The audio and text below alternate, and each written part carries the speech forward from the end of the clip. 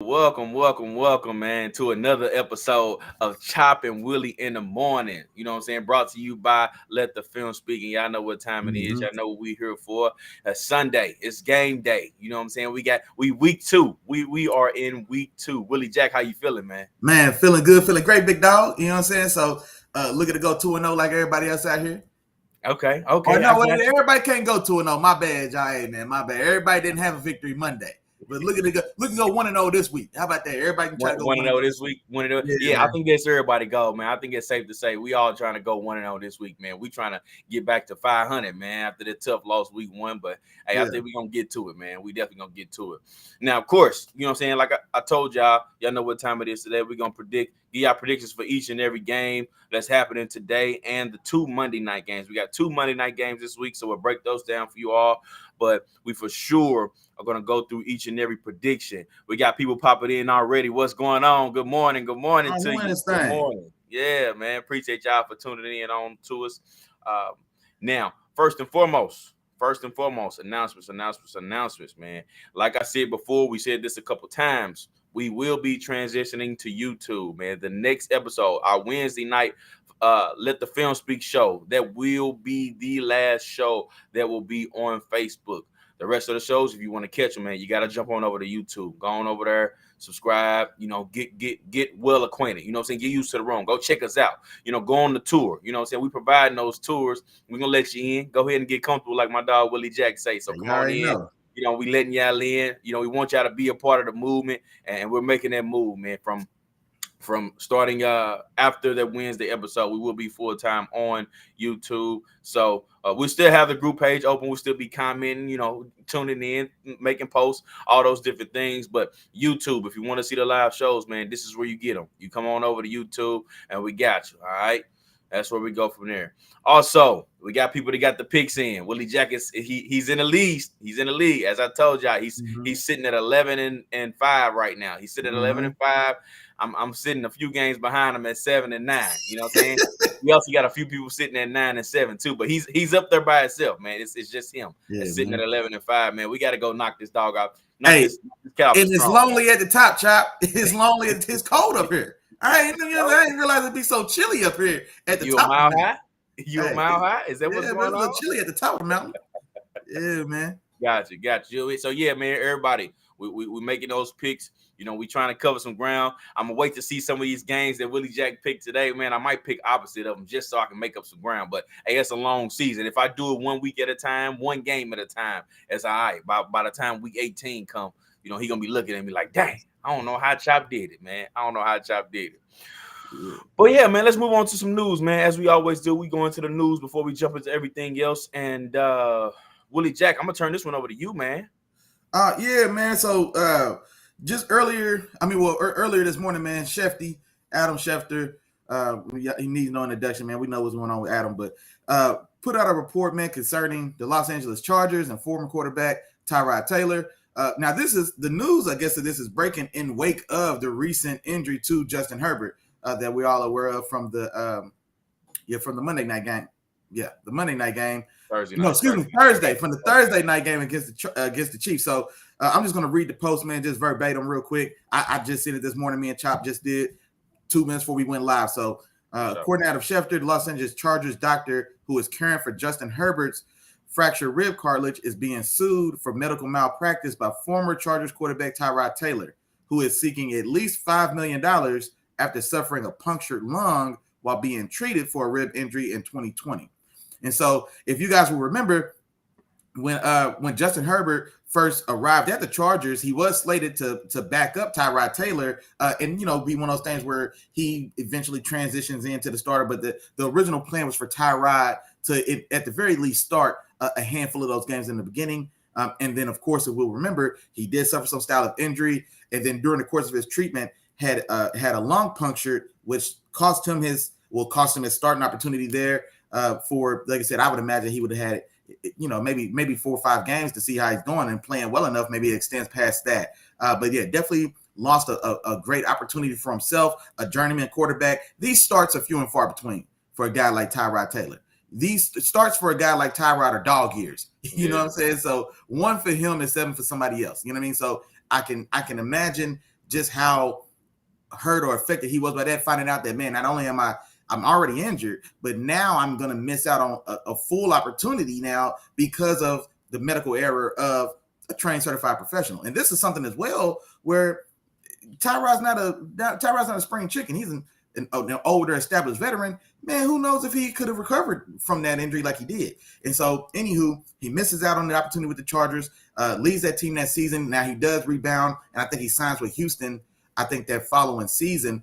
And this was me and Chop were talking about, I was surprised that nothing ever came of it back then. Back then, in my mind, I thought he was going to sue back then. And I thought he would sue in addition to just the doctor, because it's the team doctor.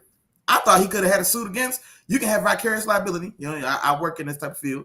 He could have sued the Chargers. You know what I'm saying? Put some pressure on them, get that big bag get that NFL bag and get that NFL hush money, you know what I mean? Which we know they're not shy about spending. And so I was surprised that nothing was made of it, or I hadn't heard anything about it until, I guess, this time now when Shefty's breaking the story. But yeah, same thing. Seeing what happened to Tyrod, and Justin Herbert was there for that. And that same doctor is the guy who's there now to treat my rib injury. If I'm Justin Herbert, I'm like, hey, man, I'm good, bro. Hey, man. Hey, nah, you know what, man? I'm going to go ahead and holler at them down the street, man. You good over here, though? Sprained ankle? You know what I'm saying? Dislocated finger? You got me. Ribs? Nah, I'd have seen that. I'd have seen that myself. So, but according to this, it looks like the lawsuit does not name the Chargers specifically, and it is limited to, or at this time, now petitions can be amended, but it's limited to the team doctor, David S.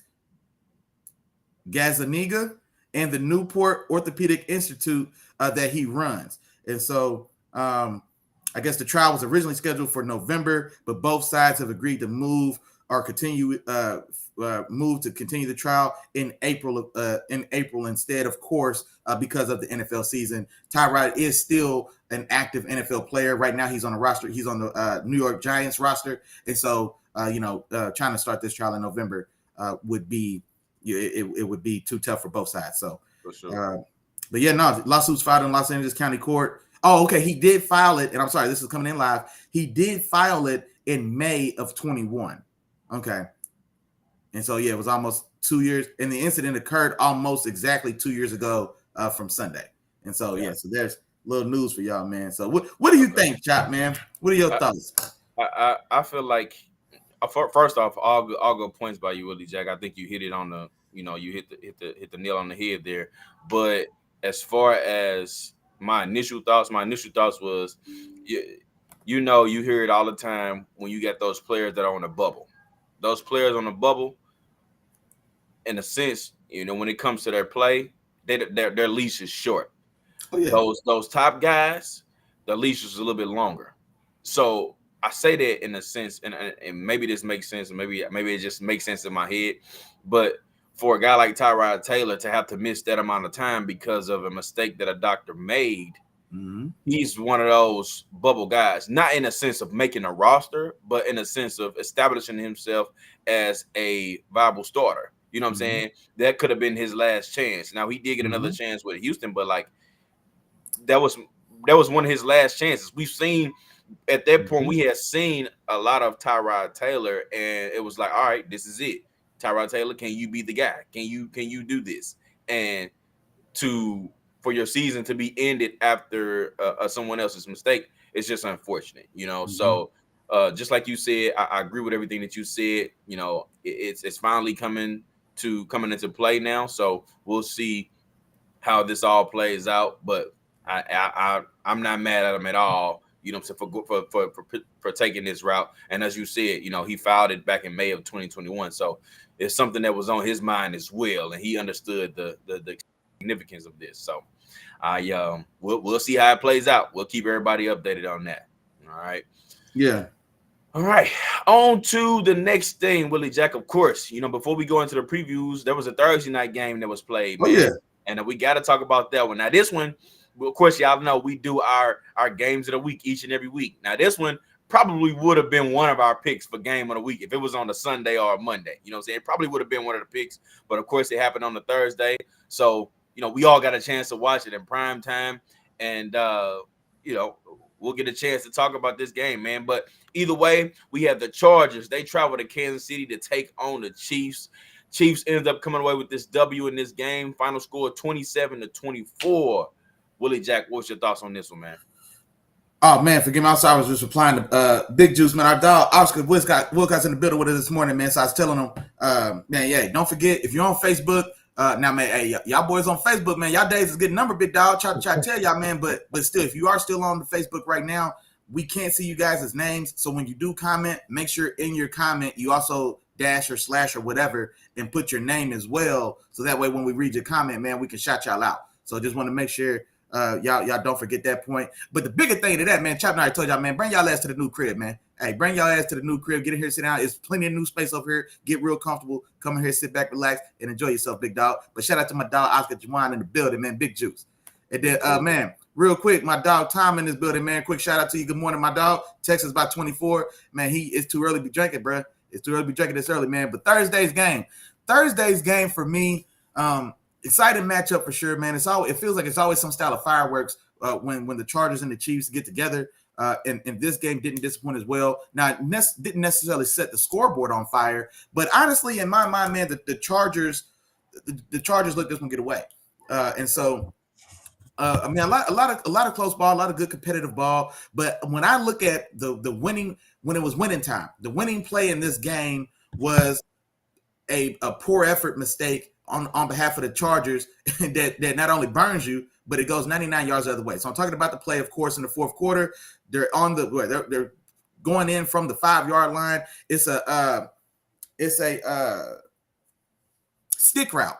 It's a stick route. So you got your tight end running like a short curl option. If it's zone, he's going to hook up. If it's man, he's supposed to kind of keep running it out with leverage. And then you've got I can't remember if it was 2 or 3 receiver side, but it was a stick route right there for the tight end, right? So generally speaking, it's a pretty good, and it's honestly a really good and really safe play because it's a read route anyway. If I'm getting man or zone, like I said, it should be a way I can sit down in empty space, or like I said, I can run it out if it is a man and the guy's gonna be trailing me, so I got leverage. And so Gerald, and this is another thing as well, man. Shout out to our dog Jeff, man. Jeff Walker, man. I don't think you're in the building just yet, but he pointed this out. And he said, because when we're talking about tight end Gerald Everett, that tight end Gerald Everett was visibly and obviously gassed heading into that play. He even commented like, man, you can see the dude patting his helmet. He's trying to get out of there. They're waving him off. And honestly, I'm not mad or upset that the coaches were waving you off because it's winning time. You know what I'm saying? Like, everybody's tired right now. And you know what I'm saying? So there's a certain part of me that's thinking like, nah, you got to nut up, man. We need it right now. This was the game right here. We need one more. You know what I'm saying? And he didn't have it. And his effort, that film, man, we let the film speak. Man, that is some of the worst film that you will ever want out on yourself. And I can tell you right now, if I'm ever in the market for a tight end, I'm looking for one. I'm looking for somebody to bring in, man. That film right there scares the hell out of me because I don't want to see that. Not in winning time. It was he jogs out his route, man. He turns around. He's actually got, when Justin Herbert lets go of the ball, he throws it to the inside because at that time, the rookie corner, and shout out to him, man, for jumping his ball and making a play. He's shading outside. And so he throws it to what's going to be Everett's inside shoulder facing him. And then Everett, he's still kind of lackadaisical. He's just kind of still settling. And he didn't just settle and stop or come back inside to the ball because that's where his leverage was. And instead, man, just a poor play, man. He didn't want the ball in that moment. He was visibly tired and gassed. His body gave out on him. His mind wasn't strong enough to power through. And me talking this from my Sunday chair, you know what I'm saying, sitting here watching. But hey, it is what it is. He gave up on that play, man. Or not even gave up. He didn't have anything left in that play, and they still in the team needed one from him. And we saw what happened, man. He couldn't make the play. His mind couldn't conquer his body. And so rookie, 7th round rookie. And I meant to have his name, man, because, you know, we always like shouting out these guys, man. But kudos to you, sir. 7th round guy, not only to make that roster, but to make that roster and be playing in crunch time. You know what I'm saying? And then not only to make that roster, be playing in crunch time, but to make a big nuts play, man, when the light is on and when the game is on the line, and to jump that route, get that interception, and then to put the icing on that cake, because that right there could have been enough. Man, you take that thing back to the crib with you, man. So shout out to you, sir. You know what I'm saying? Or, man, nameless 7th rounder for the Chiefs, cornerback, man. I apologize. I ain't got your name, big dog, but I was thinking about you, man. But now, shout out to you. Great play by you, sir. But in my mind, still, man, that's a mistake on the Chargers, and one that really cost them the game. We already know about the Justin Herbert injury situation, which we've already kind of discussed indirectly this morning. But to see him get injured, come out for a little bit, come back in, and then nut up and make plays the way he did, man. Special talent. And so, in my mind, man, this is more about the Chargers missing an opportunity. But like I said, you can't blame the Chiefs at all. When you are a champion, when you are a guy that sits at the top, that's exactly what you're supposed to do. You got to punish anybody that punish themselves, that hurts themselves. A la the Patriots for years. You make one baby mistake and the Patriots will jump down your throat. You know what I'm saying? So hey, that's the Chiefs as well. Y'all gonna play sloppy? Y'all gonna do this? Hey, yeah, go ahead and pay for this. Somebody got to pay the piper. Gotcha. And I got you back, Willie Jack. You know I ain't gonna never leave you hanging, bro. But the guy you talking about, Jalen Watson, man. Jalen Watson. And you know what? I was gonna say Jalen Waddle, but I was like, nah, that's buddy from the Dolphins. I knew it wasn't that. Jalen Watson, man. Shout out to you, dog. Jalen Watson. For sure. I don't know where you out of, but man, hey, congrats, bro. Hey, but you know what though? In regards to that specific play, I got a little bit of a different take on it, and the reason why is because it's first down. You just got a first down. The pass before was completed to Gerald Everett. He just got done. You know what I'm saying? This is no excuse for him. He just got done making a play, dragging a couple Chiefs defenders down to whatever yard line they end up being on, maybe the 4, 5, 6, something like that. There was in that particular range. So for me, I felt like it was. I looked at the coaches, man, in a sense. Not because they waved him in and said we need one more, but more so they was rushing. You know what I'm saying? They were rushing. I felt like it was a rushed play. It wasn't a thought out play. This is a crucial moment in the game. Not that it's like a minute left. It's not that. They have plenty of time left. This is actually, I think it may have been still like the third quarter or towards the end of the third quarter, early fourth. I thought it was fourth quarter. Either way, it's the game is tied at 17 at this particular moment, and they have a chance to go ahead and punch it in and stay ahead in this game. Their defense has been playing pretty solid all game, you know what I'm saying, against, one of the better offenses in the league. You've been in pretty good position. Herbert's been playing pretty solid, you know what I'm saying? So at this particular moment, I didn't understand what was the rush. Take your time, get a good play call in, and let's go ahead and score. Let's go ahead and punch this thing in. Instead, the play was rushed. They snapped the ball. I think it was 30 seconds on the play clock still. You know what I'm saying? It's only 40 seconds on there. By the time they set the ball and the team is still running up to the line of scrimmage, that takes at least about 8 to 10 seconds. You know what I'm saying? So I feel like the play was rushed. I feel like Staley could have just took his time and got him a good play call in, man. Got him a good play call in and end up scoring. Instead, it turns into, like we all saying, 99-yard interception return, and the Chiefs go up 24-17, and it was pretty much all she wrote after that. You know what I'm saying? And then on top of that, I'll go back and look towards the end of the game. When the Chiefs went up 10, and it was like maybe 2 minutes or something like that left, Herbert was already hurt. You could see him squinching in pain, you know what I'm saying, after every throw, even on one of those scrambles where he could have walked backwards, moonwalked into the first round. He was in so much pain that he said, forget it, I'm just throwing this ball away. We'll just go for it on fourth down. You know what I'm saying? Now, to his point, he put together the throw of the night the very next play. That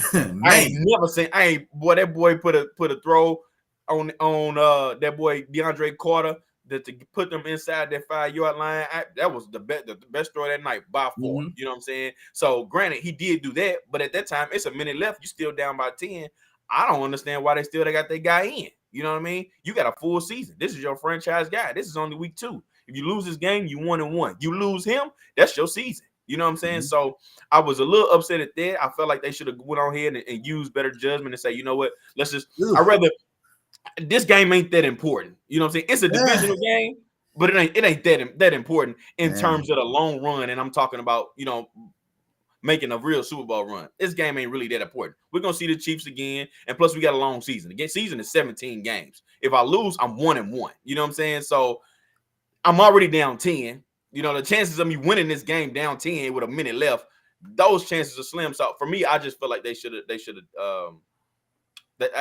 used better judgment, in my opinion, on that one. Man, I ain't gonna lie. I don't necessarily agree with go ahead and concede in that game at that point, because it was down to about a minute. They had, but I want to say they still had a couple timeouts, I want to say. And so this is a league where we saw Pittsburgh, Cincinnati week 1. These games ain't never over, bro. Like, you got a chance to win this game. You know what I'm saying? And I think the game, I don't think the game was out of hand or was completely lost like Denver and Seattle when they missed that field goal. Then he still calls 2 timeouts with a minute left. You just wasting everybody's time. Like, what the hell are you doing? I don't think it was over like that to where you can maybe concede.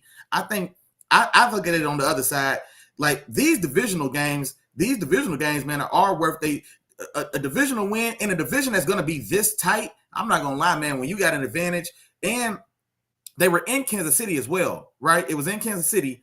And so I on the other side think this was a very important game. This could be the game that decides the number 1 seed, the winner of that division when it's all said and done, or depending on how these teams go with the trajectory both these teams are thinking, this could be the difference between the number 1 seed and not as well. And so I think the game it was 10 points and it was a steep hill to climb, but I think we have seen stranger things. Have we seen an extra point block? We've seen a 30-yard field goal missed, and we've seen another kicker miss a 53-yarder, all within the last 2 minutes of an overtime game just last week. So I think they get a score there. Man, I don't know if Big Nut Staley wants to go for 2, so that way if they do get the onside kick or whatever the case, to get the ball back with some type of crazy time, that maybe it's only going to be a field goal to win instead of a field goal to tie. Or if you do just take the 7, and like you said, stranger things have happened, and you do get yourself in position to still tie this game. He did take the 7. They got 7. They got 7. I'm talking about the decision leading up.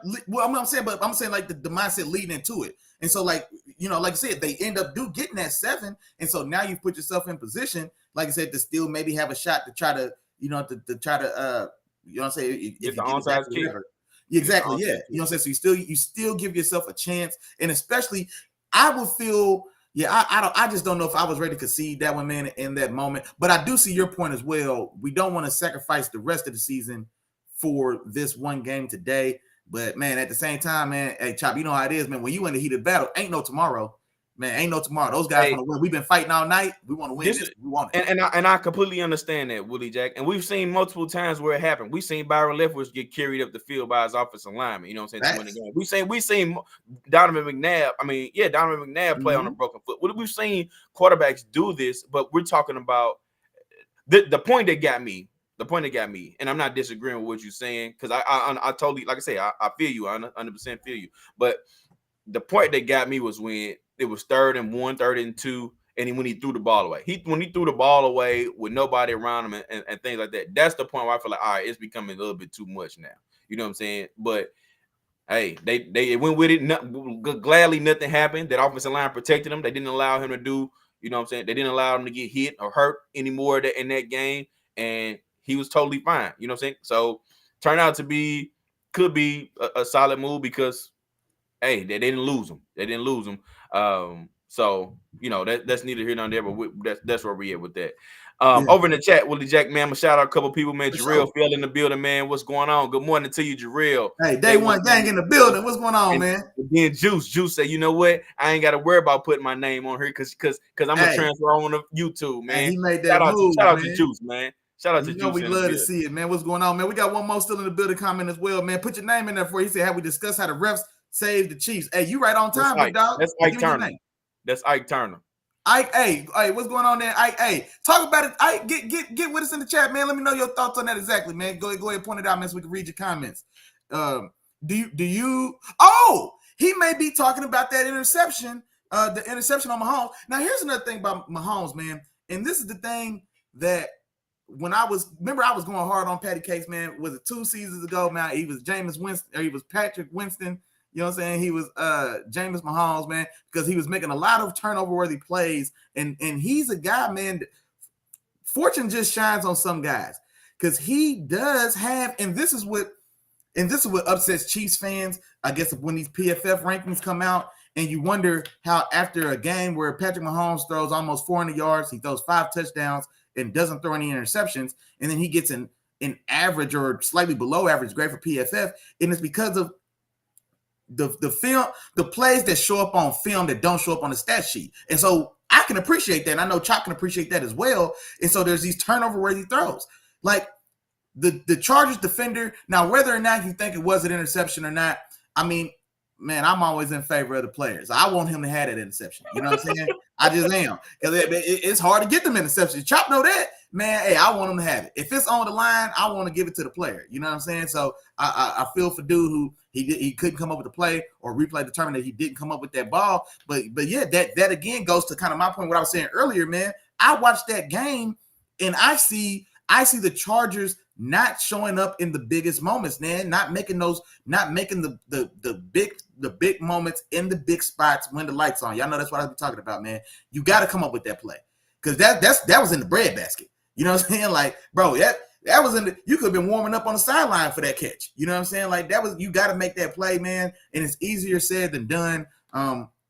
And so, I could definitely feel for him, man, not coming up with that play. But at the same time, man, that's one we got to have, especially in a game that goes and plays out the way it did, because I believe they don't get that. I can't remember if the Chiefs scored on that drive or not. I can't remember if the Chiefs scored on that drive or not. But let's imagine they did. And now that's a 14-point swing, because maybe you take that ball away to take 7 off of them, and maybe, maybe Josh, he goes and gets one for y'all, man. So that's potentially a 14-point swing right there. You know what I'm saying? So you got to make those plays, man. But upon replay, it was determined, I guess, that the ball did hit the ground. And yeah, I mean, the underside of the ball definitely was on the ground, man. He had his hand on the side, but I mean, like I said, it was a close call, man. So I anticipate maybe that's what. Okay, Ike back in the building.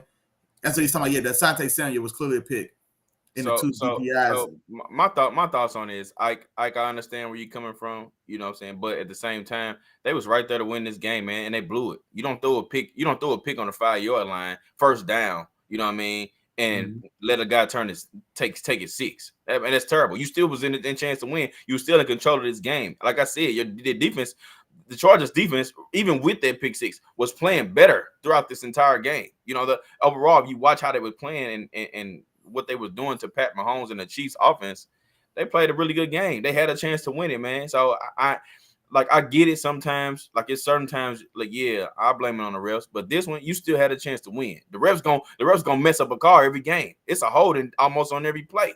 You know what I mean? That ain't being called, or is being called. That ain't happening. It's a pass interference. Like, that's just the name of the game. That comes with the game.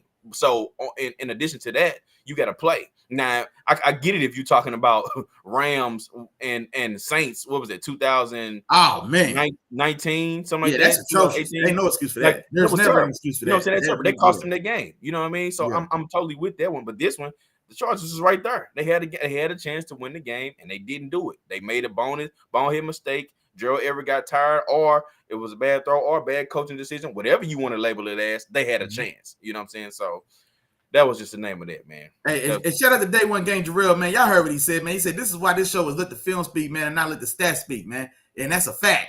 Like I said, that's a fact, man. Hey, clean stat sheet don't mean it was a clean game, man. We talked about that last week. I think I said something to that same effect, man. Clean stat sheet don't mean it was a clean game. You know what I'm saying? Sure. And just like we said, man, the only difference between, well, and I don't want to say the only difference. No, I'm not gonna let y'all make me viral, man. I'm not gonna even say what I was finna say, Chop. I'm not even gonna do that. I was finna say something that was gonna go over everybody's head. I was gonna look crazy. I'm gonna let that one live. I'm gonna let that live. But shout out to Day One Game Jarrell in the building, man. He know exactly what's going on, man. Gotcha. All right, Willie Jack. Man, I think it's about time, man, for you to let us know, man, what's going on. You know what I'm saying, as far as the sponsorships, and so that we can move into these previews, man. We was hanging on to this one for a little while. You know what I'm saying? So it's time for us to keep it pushing, man. Let's move on to these previews. But first, I need you to talk to him, dog.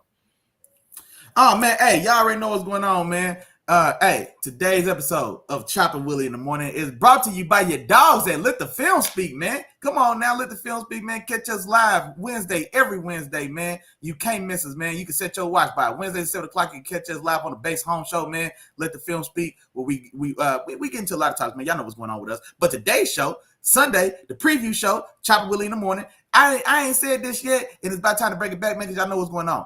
I know you're gonna watch CBS. We know you're gonna watch Fox.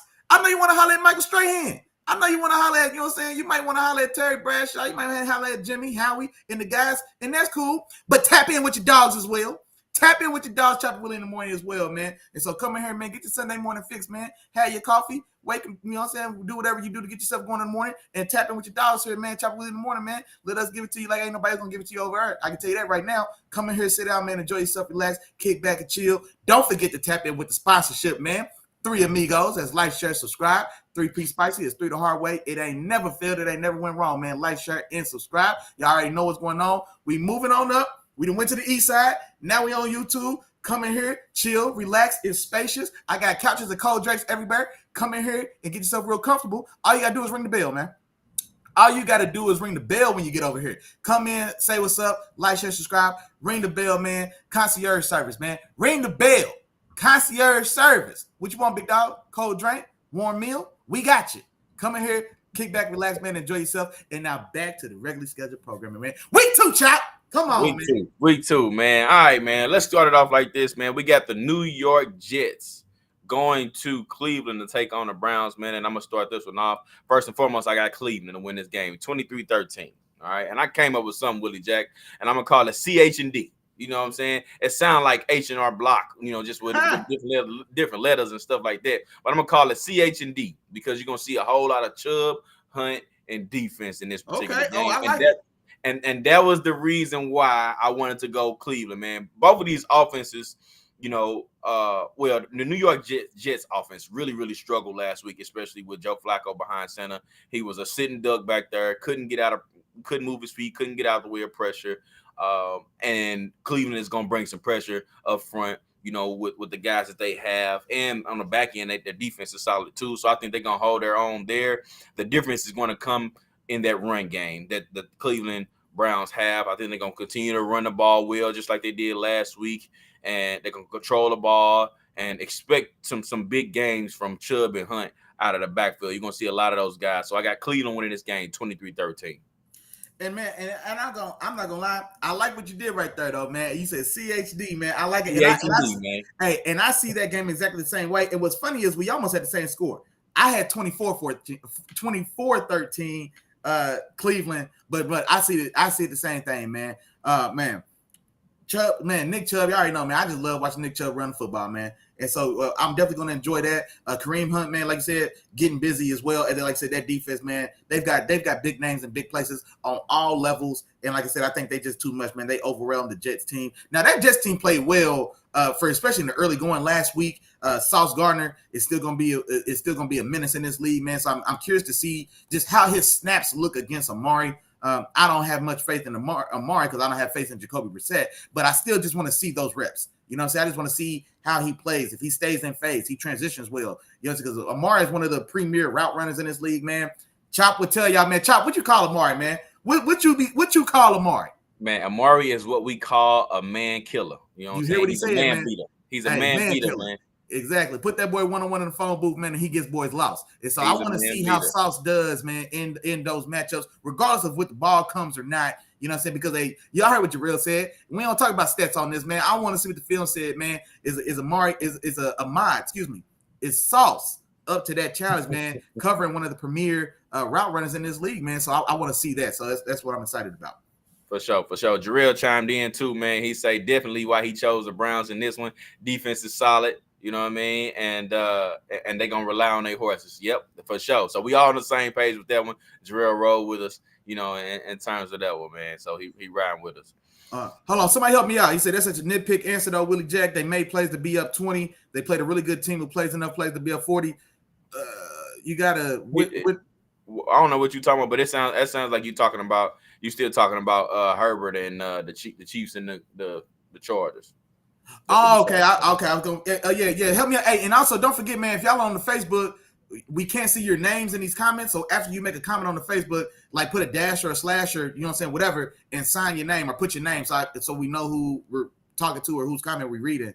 But said nitpicking. Oh, go ahead to the next game. I'm thinking about what he said. I'm going to get at you in the comments, though, big dog. Go ahead. I ain't forgot about you. I'm trying to think about what I would have said to make you say that. Gotcha. Well, I'm gonna go ahead and start the next one off too. Then the next one we got Tampa Bay traveling to New Orleans to take on the Saints. All right, and I just got some breaking news in terms of that game. Doesn't look like Julio Jones will be playing in this game. Also, Alvin Kamara. You don't say. What? Julio's out? Man, who could have seen that coming, Chop? God damn. Man, you won't believe it, man. Yeah, not game 2. Hopefully, speedy recovery, my dog. Go ahead, Speedy man. recovery. All right, man. So Julio is out this game, man. Alvin Kamara look like he's going to be out. And I'm just gonna go into it because there's a few players gonna be banged up, and this is part of the reason why I didn't make this the game of the week. I don't think it's gonna be very exciting. I think it's gonna be, quite frankly, a boring game. I could be wrong, but I think I'm gonna change my pick on this game too. But Tampa Bay let's put this out there. Tampa Bay went facing New Orleans since Tom Brady has been there back in 2020. Saints are 4-1 against Tom Brady now, as my dog Willie Jack likes to say. 4-1 against Tom Brady now. Tom Brady has thrown 8 touchdowns and 8 interceptions. You know what I'm saying? So his stats don't look really good against New Orleans since he's been over it with the Bucs. Overall, when he was with the Patriots, it looks a little bit different, but right now they don't look the same. And then also the Tampa Bay come in this game, and like I said, they're gonna be banged up. Like I just told y'all, Julio's going to be out. Chris Godwin is already out. Their starting left tackle, Donovan Smith, is out. Tristan Wirfs was questionable, but it looks like he is going to be able to play in this game. Mm-hmm. And then all top 5 of the top receiver, the rest of the receivers on this squad are all questionable. That includes Mike Evans, Gage, even Perriman, the 5th receiver. They're all questionable in this particular game. I do expect those other guys to play, but it just shows you how banged up they are at this moment. And that's a lot to ask for, when you're facing a potential top 5 defense. On the New Orleans side of things, I'm also wondering if New Orleans' success against Tom Brady and him over the last, couple years, it had a lot to do with Sean Payton. He's gone now. Is this the same team? Is it going to look like the same type of game? You know what I'm saying? Can that defense still hold TB12? You know what I'm saying? And ultimately, I do feel like New Orleans is going to be able to do that, especially with just how banged up Tampa Bay is right now. I expect them to go ahead and take care of I ain't gonna say take care of business, but I do expect them to pull this out. The only reason I picked, you know what? Nope, I'm sticking with Tampa Bay. I'm sticking with it. And I think it's just because of how good the defense is. And I think we do for a Winston game, a Jameis Winston game, inconsistent QB play. He's going to get pressured. You know what I'm saying? That offensive line of the Saints is not the same as it used to be. So I do expect the defense of the Tampa Bay Buccaneers to get after Jameis Winston, force them into some mistakes, and the defense really put them and keep them in this game long enough for Tom Brady to just make one play. If Tom Brady can just make one play, this team will be all right. I got Tampa Bay winning this one, man. 2017. I said all that. I wanted to go New Orleans, man. I just can't do it. I don't care how many times they beat them, man. When I fixed my mouth to get ready to say it, it wasn't gonna come out right. It wasn't gonna sound right. It just wasn't gonna be right. And me doing that, I just can't do it, Willie Jack. I got Tampa Bay winning this one 2017. Man, look, man, y'all coming at me in the chat. This boy's coming at me in the chat for stuff you just said. Like, man, hold on, man, I gotta clear my name in here. Hey, shout out to Will Hall the fourth, man. He said Brady ain't beat the Saints since he been in Tampa. So don't he said he beat him in the playoffs. And then he put Dash Will, but that's his name. My fault, big dog. I thought he was saying that I was tripping. I'm going Jabu, baby. Come on, man. Jabu wins, man. You see what it said? Give me famous Jameis, man, at the crib. And Chop already did the hard work for me, man, so I ain't got to put too much on it. The Saints got Tampa Bay number, man. And sometimes it just be like that. Sometimes it ain't really no rhyme or reason. It's a reason why even at peak Patriot dynasty, they have trouble playing Miami in Miami. There's no rhyme or reason to it. Sometimes teams just got your number. You know what I'm saying? And it really feels like that with these Saints. They just really got Tampa Bay's number. This is what I don't like for Tampa Bay. Now, first off, Julio, he's going to be out this game. But if you was listening to your Uncle Willie, man, he done already told you, don't count on Julio for more than 6, 7, 8 games anyway. So you should be prepared in your fantasy league, whatever you got going on. Tristan Wirfs being banged up going into this game on an already rebuilt offensive line. They've already got 3 new starters on that line. And now your best player on that line, Tristan Wirfs, he's a little banged up coming in. And I can tell you right now, Cam Jordan, them boys over at Hunt. Hey, Cam Jordan will eat that boy's lunch if he out there on one gimpy leg or he out there and he's not up to snuff. Cam Jordan will get busy. Cam Jordan will sit on Tom Brady's lap and eat his lunch. You know what I'm saying? So I really like that Saints defense. Took them a while to get going last week as well. Now they were playing division rival Atlanta, and so like I said, sometimes all bets are off. Records don't matter in heated division rivalry games, so to say. Excuse me. And so I'm not going to hold that necessarily against New Orleans, but I think they do play well against these Bucks. I think they match up well, especially defense to the Tampa Bay offense. I just think they match up so well. And honestly, man, y'all know what's going on with me and Famous James, man. Famous James gonna come out here and outdo Tom Brady. I said what I said. Nah, I ain't gonna go that far. I ain't gonna say he just go out here and shine on Tom, but I think he's gonna lead his team to success, man, or to the victory. And it is at the crib, the home opener, and it is against Tom Brady, man. So guys are gonna be super, super jacked and fired up about that anyway. Even if you're not playing a rival in Tampa Bay, you're playing Tom Brady. You know what I'm saying? When you got a chance to take a shot at one of the GOATs, man, because when hit the opportunities to get one over, to get something on Tom Brady, man, those days are dwindling. This may be the last time, man, and guys know that. And so I think New Orleans comes out there, man, with something on their chest and something to prove. And I think, honestly, man, to this point in the season, New Orleans offense still has a lot more to show me. But if that offense really kind of finds a groove, I think they're in position to be the best team in that division. So I'm taking the Saints. I'm working on a score for y'all, man, because I it's hard to say. It's hard for me to say that Tom Brady ain't gonna score 3 touchdowns, Chop. It's hard to 17 is, man. I'm gonna tell you right now. His name is Touchdown Tommy. I'm gonna tell you right now, if he scored 3 touchdowns, Saints ain't winning.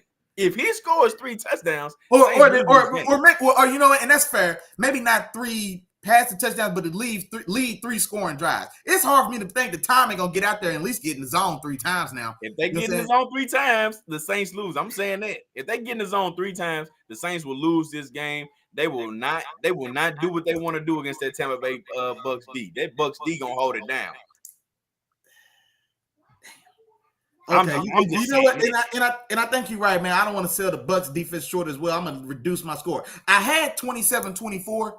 And I think that might be a little high, and that might be a little spread too. I'm gonna go 24-23. Jabu wins, baby. Jabu wins. Saints take care of business at home, man. And I would think honestly there's gonna be a turnover in this game. Tom threw a bad interception last week, just didn't see Donovan Wilson sinking into a soft zone and put it right in his chest. Last week against the Cowboys. But I think in this game, with that line being as banged up as they are, Chris Godwin's already out, Julio's already out as well. So they can really make an emphasis to clamp and focus and limit that passing game, which also means they can stack up against Leonard Fournette as well. I just think it's going to be really difficult for them offensively to really get some type of real established identity going, and especially playing in New Orleans in that dome, man. That's a very hostile environment. So give me Jabu and them boys, man. 24-23. Gotcha. On to the next one, Willie Jack, man. Let's go to New York, man, where we got Carolina. Carolina playing the New York Giants, man. And I'm going to ahead and turn it over to you, Willie Jack. Who you got first, man? Who you got in this game, man? My fault. What was the game you just called? I was in the chat. I got the Carolina Panthers going. Oh, okay, Panthers and Jaguars. Panthers and Giants. See, you Giants, not Panthers and Giants. This is one that I left blank, but I'm gonna call it on the spot. Here we go. So, got Carolina coming off of a loss, an emotional loss, going to New York, who's coming off an emotional win, and so this one to me, man. I'm looking at this.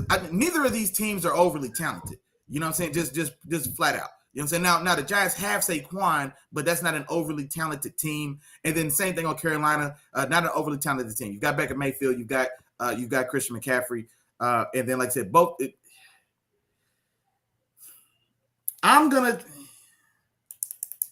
take Carolina on the road, man. You know what? I'm gonna go ahead and take Carolina on the road. I think the high coming off an emotional victory, I think that hurts you more so than the fire you get coming off an emotional loss, because you need your lick back. You know what I'm saying? So you looking to go ahead and get that off on whoever's next. And so I think in the battle of who wants it a little more, I think that the Panthers may be just a little more fired up. It's something about winning, especially for a team that doesn't do a lot of winning, and to win as emotionally as they did, a 2-point conversion to take a win. I mean, so it was just a lot of emotions there. First game for the new coach. They're riding on such a high, and I think Carolina's going to be a team that comes in there super pissed off, and they looking to hit somebody right in the mouth. And New York might think it's sweet and early going. And like I said, once you get stumbled in that first round, boy, it's a long way back. It's a long road back in the 12-round fights. So give me Carolina on the road in an ugly game, 23-20. Let me give Baker his first dub in Carolina. I got you. All right. And I'm going to go with the Giants, man. I'm going to go Giants 27-17. And my thing is, okay, first off with Carolina, Baker Mayfield, man, he struggled to find his rhythm, you know what I'm saying, until late in the game. That boy had 4 fumbles between him and the snapper, you know what I'm saying? Mm-hmm. So that's one thing they have to fix, you know what I'm saying? And he needs to play better in order for him to get a win. The other part of that too is they got to feed C-Mac, man. You got to feed your best player. He is your best player, and you have to feed him the ball. Unfortunately, Baker Mayfield has never been the check down type, you know what I'm saying? Not to say that they still can't hand it off a lot to Christian McCaffrey and call some routes for him, but a lot of times too, you have to be able to just know, like if it ain't there, hit your guy, let him go make some plays. When C-Mac is touching the ball, you know what I'm saying, when he's getting about 6 to 8 catches, and he's running the ball 20 times, is when Carolina is at their best. You know what I mean? So give him the ball. Even if you take a couple carries away from him, get him 15 to 18 carries, but you still feeding them in the passing game, that's what makes them a little bit more dynamic. You have to utilize that. You have to do that, you know, and I don't necessarily see Baker as that guy being able to do that. He's always been the guy that, you know, is very prideful and wants to take his shots and wants to shoot down the field. And unfortunately, it doesn't work for him all the time. You know what I'm saying? So it's my biggest concern for them. And for the Giants, man, the biggest thing and the reason why I actually picked them for this victory, couple reasons. One, Brian Dable. That's the number one reason. Brian Dable bringing a different culture to this particular team, a winning culture, coming from a winning program, and just bringing something different to the table is going to change a lot of things within his team. It's going to help switch their mindset to knowing how to win some of these games. You know what I'm saying? And I think he's going to be make a bigger impact on this game. They're much more feisty. And I think they're going to definitely fight for him, you know, and it showed, you know, even after that win, that emotional win last week, how everybody was, you know, saying going to Brian Dable, and, you know, the way that they was cheering and the way it looked, it's different. You know what I mean? And then last but not least, Saquon Barkley, man, they got the best in the business. You know what I'm saying? And I'm going to keep on saying it all year long. Saquon Barkley is going to have a year, man. And as long as they keep feeding him, and it looks like they're going to, it's like, this is our guy. We're going to feed our guy. They have a good chance to win because he has that type of talent. He has game-changing talent. So I got the Giants winning this one, man, 27-17. Okay. Gotcha. Hey, real quick, man, couple comments, man. Our dog Day One Games are real, man. He said he's definitely putting this one on the shoulders of 21. He's going to go crazy, and he has no faith in Baker. And then one more comment, man. He said Baker out here looking like what he means is Mark Sanchez. Mark Sanchez with them slippery hands, man. Mr. Bumfumble himself, man. Going a play that will live in infamy and follow him wherever he goes, man. That's and great. Then man, real quick as well, man. Shout out to my dog Mike Hernandez, man. Came through and hollered us in the new crib, man. One of my old roommates at CMU, man. So hey, Mike, I appreciate you, big dog. Appreciate you coming through and holler at us. For sure. On to the next one, Willie Jacket, man. We're gonna go ahead and talk about. We're gonna enter your house, Willie Jack. Let's go on to your crib, man. We got New England traveling to Pittsburgh to take on the Steelers. Willie Jack, what you got in this one? Man, and you know what the hell is crazy? I ain't even write that damn game down on my sheet. How you not write your own team down, Willie Jack? What's going on with you? I write it down off the off the website where we get the schedules, and I don't know if I overlooked it or they didn't have it, bro. But don't make no matter. Give me Pittsburgh at the crib, man. And so now this is a game, and I'm not gonna get too deep into it, man. Y'all know I talk about Pittsburgh for an hour and a half. Y'all let me, but I think this is the win. Now we got to win in week 1, man, but we can't feel particularly good about it. You know what I'm saying? So a game that we should have won, a game that it should have been a 20 ball. You know what I'm saying, on the Bengals, man. We scrape away and claw back and scrape away a win in overtime. And so it's one of those ones where I think the way I talked about the motivation of Carolina, I think Pittsburgh has that same motivation. Even though we came off a win, a very ugly win, knowing Mike T the way I know Mike T, shout out to Ice Mike, man. You know what I'm saying? We chop it up after the games. It's all good. I ain't gonna, you know what I'm saying? Whatever. I ain't gonna let y'all in our business. But man, Mike got after them boys this week. You know what I'm saying? So Mike definitely got after them boys this week.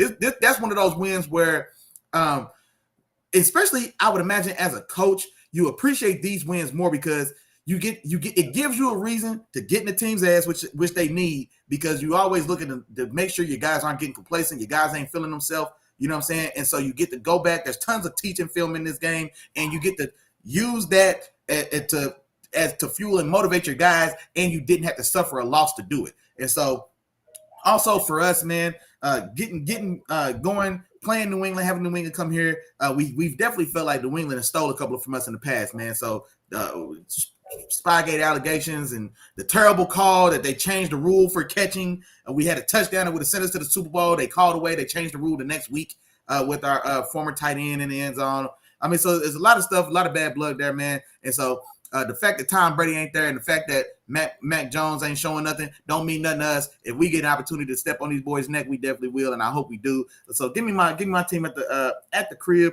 And another ugly one, man. Until we get any style of identity on offense, man, there's just I can't hope for or wish for any real point output. But I'm gonna take 23-17, man. Another week in which I plan or hope that our defense carries the way. We're going to be first week without TJ Watt, man. He is expected later on this season, closer to the midway point. But we've got a lot of pieces still right there in effect, man. A lot of guys not named TJ Watt made plays this last Sunday, and hopefully those same guys can step up to an even larger role now that TJ is out. But counting on that defense to carry us, man. Count on that defense to maybe even give me one more. You gave me one last week, man. I might need one more. But 23-17 at the crib to really stick at the bill in those weak-ass Patriots. Gotcha. And Willie, I got Pittsburgh Steelers too, man. And for me, it's more so about it is about the Steelers, but more so about the Patriots and the lack of talent and the lack of explosiveness, man. They struggled last week, especially offensively. You know what I mean? Like I told y'all, they lacked explosiveness, and they don't have as much talent either. You know what I mean? They went and got some guys, and they always do. But like I said, man, that same the way that they did things when they had TB12, man, you can't do those things now. You know, going to get an older Devontae Parker, you know what I mean? Maybe that'll work with Tom Brady there, but you don't have Tom Brady there anymore. You know what I mean? So your offense looks different. The run game is pretty solid. I think the run game will still be okay. But as far as what they do and how they're going to be able to put up points against this Steelers defense, I don't know. I really don't know, man. And I see them struggling again. This will be another week where they actually struggle. The offensive line didn't look really good last week either. You know what I mean? So I'm really worried about the Patriots. But at the same time, I told y'all they were gonna win 6 games anyway. So I mean, that's just the way it's gonna roll. You know what I mean? Because when Chop come with it and he called it, it almost is what it is. Except week 1 Sammy last week. Hey. Except week 1 Sammy. No, I mean, but really, in all seriousness, man, I just don't see how the Patriots, you know, move the ball that well, and they do a lot of good things on offense this particular week.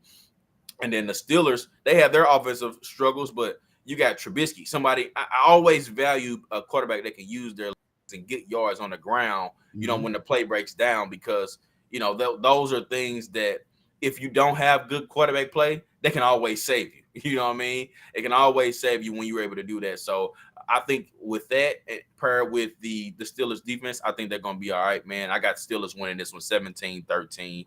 And the Steelers defense will be the difference in this game, even without their best guy and TJ Watt. I still think they'll be all right.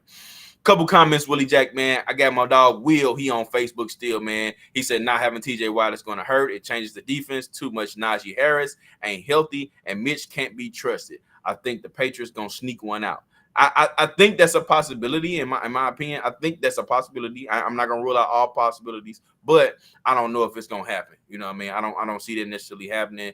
I just don't have that much faith in the Patriots.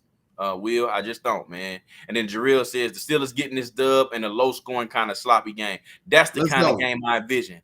That's the kind of game I envision. And when you talk about those type of games, you talk about Steelers games. You know what I'm saying? Those type of games they like. I think that's the kind of game they want when they come into these. Oh yeah. Hey, getting them trenches with us, big dog. Getting that phone booth in the mud and throw them hands, boy. That's what we sign up for. We want that. So yeah, go ahead. Let it be sloppy. Let it be ugly. Let it be nasty. Yeah, you playing in our backyard now. Come on with it.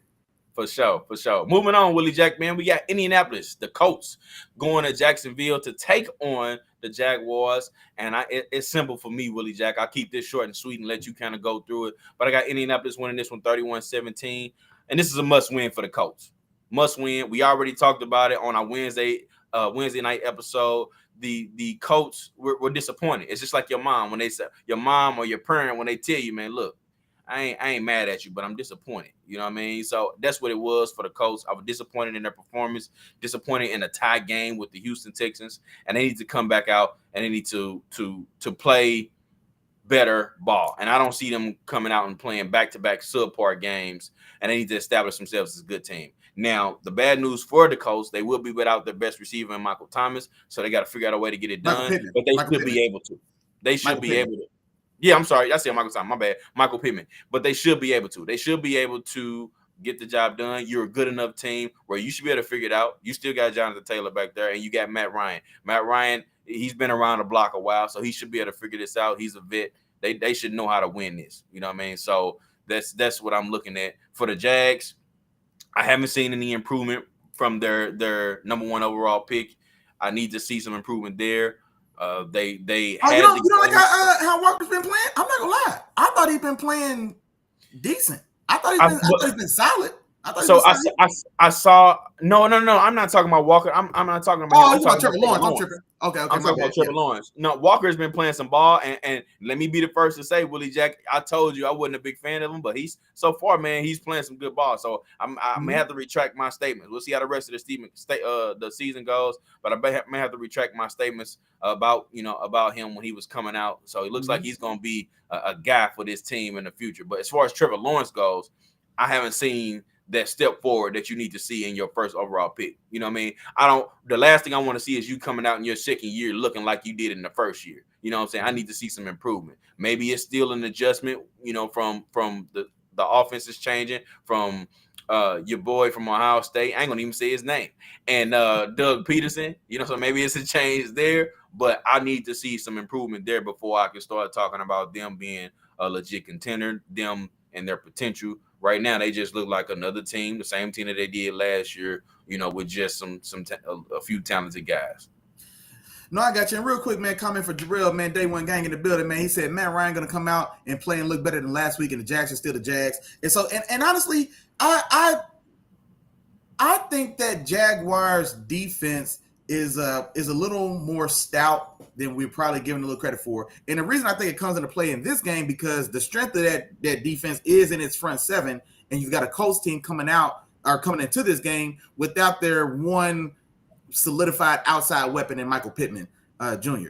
And so now this is a game where they're going to lean heavy, lean hard, and lean often onto Jonathan Taylor's shoulders. And now he was already going to he's the focal point of that offense anyway. And so he was already going to be a big part of this game plan, and now without Michael Pittman, there's no one else that it's going to scare, or there's no other reason to pull that eighth man out the box now with Michael Pittman Jr. gone, and it still may not have been enough of a reason to pull 8 out the box with him there, just honestly. And so I think that going into it, knowing how run dependent, how Jonathan Taylor dependent the Colts are likely to be, I think that does soften this matchup for Jacksonville, who can now really double down on trying to make sure it's not a repeat of last week where the boy goes 30 for over 160 yards and he went the long way to get it. Longest run all day was 17 yards. You know what I'm saying? So he constantly hit y'all boys in the head for 6 yards a pop. You know what I'm saying? So, and y'all know how impressive I thought that was last week when we talked about it. Just like Chop said, man, Chop sound like he's coming over to the bandwagon,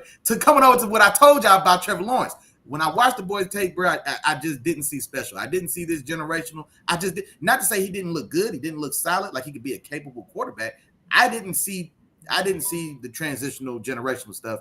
And just to Chop's point, I mean, we're only one game into this new season, but week one wasn't enough. And now in fairness to him, we'll see how this first quarter of the season plays out to see if there's any type of real growth or movement. I love the addition of Doug Peterson to that roster, though. And I said this last week as well, and I said it in a prior show when Doug Peterson first got announced for that job, if anybody can maximize or get the most out of a young guy like Trevor Lawrence, then Doug Peterson is that guy. I absolutely love what he did in Philly. In Philly, I think still made a terrible mistake choosing Wentz over him and then getting rid of both of them anyway. And so I am curious to see how he does develop. But all in all, I'm going to take Indy in this one in a closer matchup than I probably would have given it. I'm taking a full touchdown off the board because Michael Pittman's out. I've got this one 21-20, Indy winning this game on the strength of a 35 carry day from Jonathan Taylor, which is also going to, if he goes 30 for 30, man, back-to-back weeks,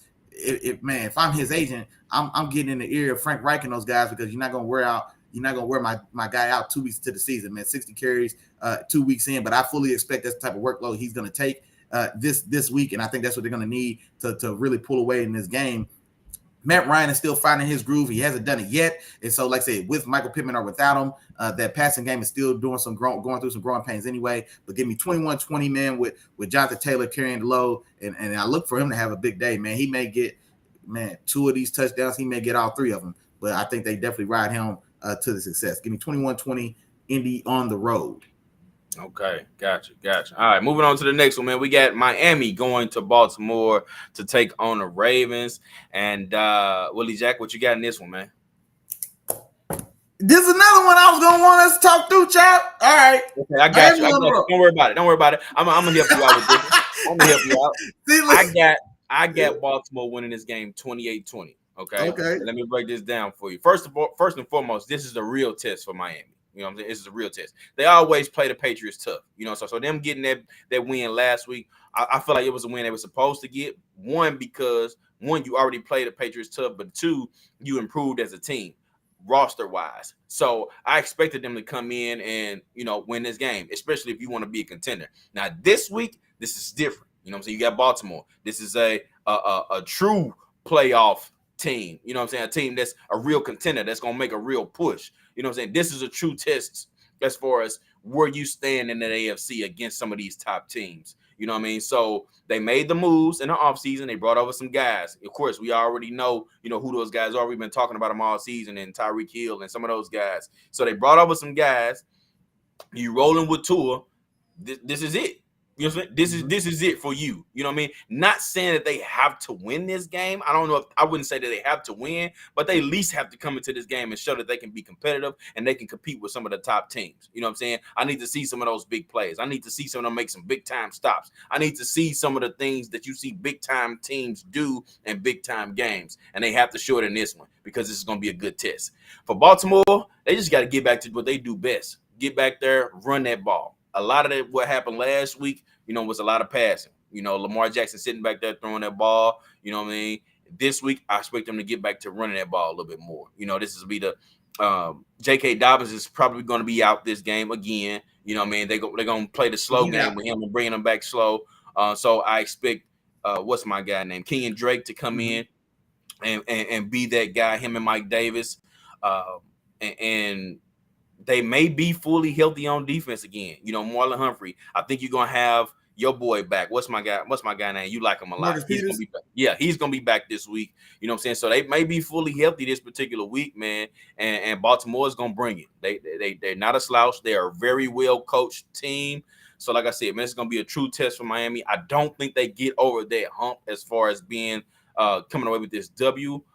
But I do think there's potential in Miami to show that they can be a competitive team. But all in all, I got Baltimore winning this one and kind of a close one, 28-20. I think they battle in this game, but Baltimore is a little bit too much. Man, eight points ain't no close game. That's a wide spread, man. 8 points. That's one touchdown, Willie. We had this conversation. See, this is what you understand. You look at the game like Madden. Point spreads, like when they set spreads, 8 points is a wide spread. You know what I'm saying? Like a close game spread is 2.5. 8 points is a wide. You look, man. We ain't talking about spreads. Spreads, of course, they're gonna be a lot closer. But when you look back at the end of a game and it's a touchdown game, you watch the whole game. That's a closer game. You know what I'm saying? You ain't finna sit up here and tell me the Chiefs Charger game was a blowout. That was a wide spread. What was it? Man, look, man, I'm a school. I'm a school. The spreads is different from the outcomes of the game. I'm talking outcome, Willie. I'm talking outcome. Look, I ain't man, talking no spread with you. I'm just saying, man, that's widespread. I ain't talking no spread with you. I'm glad I got to hear you take Baltimore first, because now you just confirmed for me I need to take Miami in this game, man. That means I'm catching up a game. That's all that means. Give me Miami on the road. Now, here's one thing that so now Humphreys and Peters are healthy, but Kyle Fuller is out. As far I remember, I thought I had heard that Kyle Fuller is out, and he may be out for an extended period. I don't know if he's out for the season, but I think he's out. I'll tell you in a minute. Go ahead. Okay, yeah. And so he, of course, came over this offseason free agency, and he was going to be a scary addition to that defense, because when you already have a healthy Marlon Humphreys, when you have a healthy Marcus Peters, that right there, man, is a very strong tandem already in and of itself. And then you bring over a Pro Bowl level guy like Kyle Fuller from the Bears as well to be that third piece. And we all know nickel is 60% of all defenses, and so the three corners essentially start. You know what I'm saying? And so you've essentially lost a starter on the DB room. And especially in this game, when just like day one game, Jarrell just said, man, Dolphins got a track team. You got Tyreek, you got Jalen Waddle, you got Raheem Mostert. You know what I'm saying? All these guys run 4-2, and they all threaten, or they all run 4-3, and they all threaten 4-2. You know what I'm saying? So that's real speed. Now you still have to capitalize and do these type of things. But as we saw last week in the Patriot game, a 10-yard stop route may be a 60-yard touchdown if you ask Jalen Waddle. You know what I mean? And so these guys in open spaces, like I said, all bets are off, man. So there's no safe downs. You know what I'm saying? A 5-yard hitch may be an 80-yard touchdown. A 6-yard slant may be a 40-yard touchdown. So in a game like this, man, I think that and especially being down another piece in that secondary already. And so another thing for me, Baltimore just didn't look particularly great early going to that Jets game. And the Jets showed us there, they were able to put Sauce Gardner on Mark Andrews in certain situations, and that matchup went to the rookie. And so I think Miami has a guy body-wise. I'm curious to see how much Xavier Howard takes that style of role, and in key situations, the key downs, you put Xavier Howard on Mark Andrews, and I don't see why Xavier Howard wouldn't be able to wash him away or be there and give him just as much trouble or fits as a rookie of mine or Sauce Gardner did. And so anticipating that they may have some style of package or something in place to try to limit Mark Andrews. And then you've got Rashad Bateman, but still that's still under progress. That's still under construction. So I'm not going to give them that yet either. And then you still got Byron Jones. I like that defense. I like Javon Holland. He was the guy that got the tip interception last week, came out of Oregon, a nice just combo, do it all, safety nickel player. So I liked him a lot coming in. I think that Miami's front is pretty strong as well. Emmanuel Ogbah, Christian Wilkins, I think, from Clemson. And so they've got a lot of big bodies up front to, I think, help limit this running game as well with Kenyon Drake. This ain't J.K. Dobbins.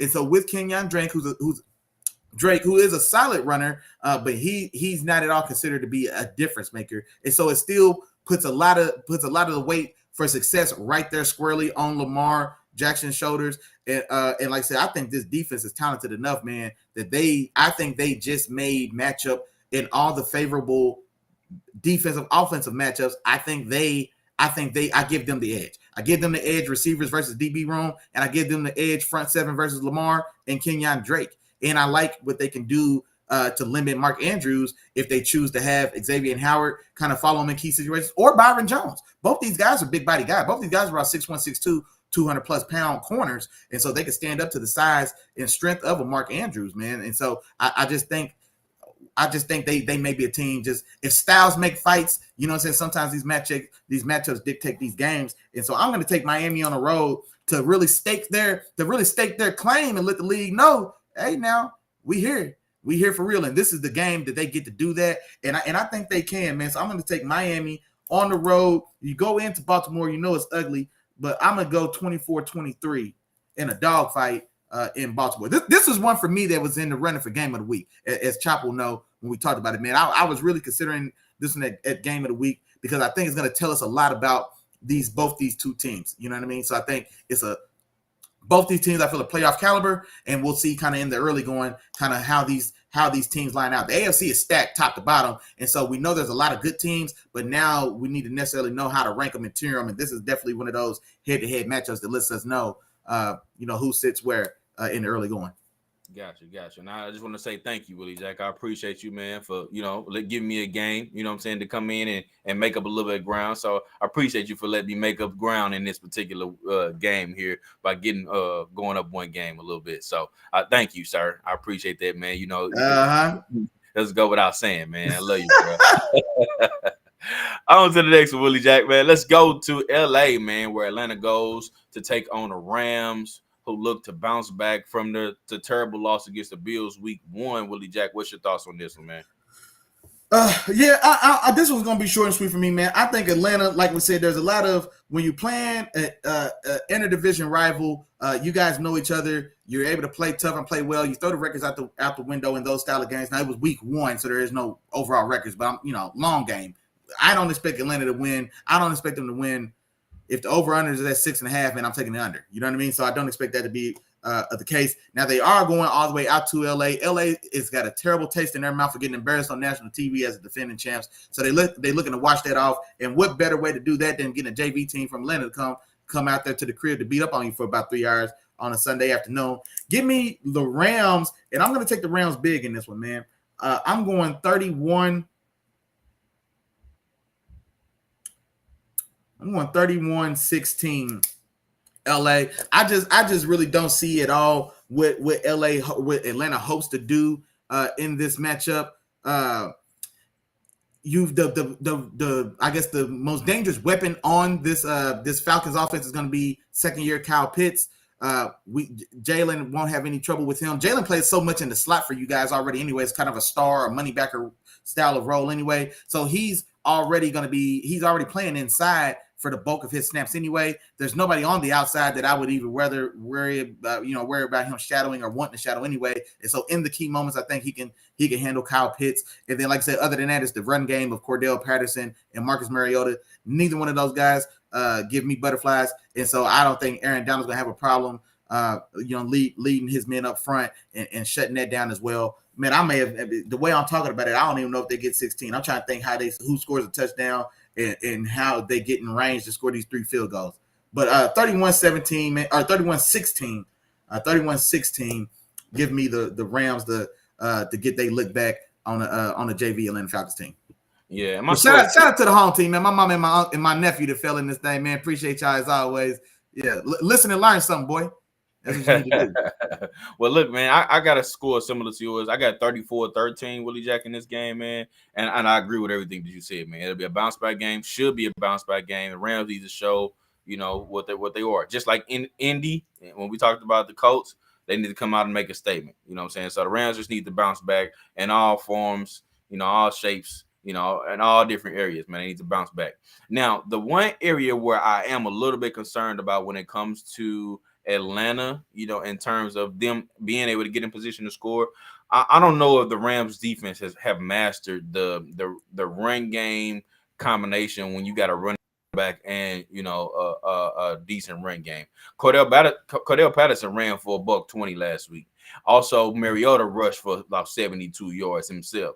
So that combination alone, can be a little bit difficult for some defense to handle, when it comes to handling the run. They struggled with Josh Allen as well. Josh Allen ran for a decent amount of yards. So having that running QB combination with a solid run game can be a little bit of dangerous for us. I think they will be able to move the ball. But as far as passing the ball, I think you're right, man.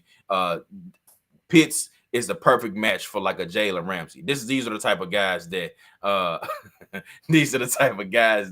he needs. He matches up well against, and not necessarily those guys like Stephon Diggs with a lot of wiggle, a lot of stop, a little bit of flair in that game. So I think that we're gonna be fine in this.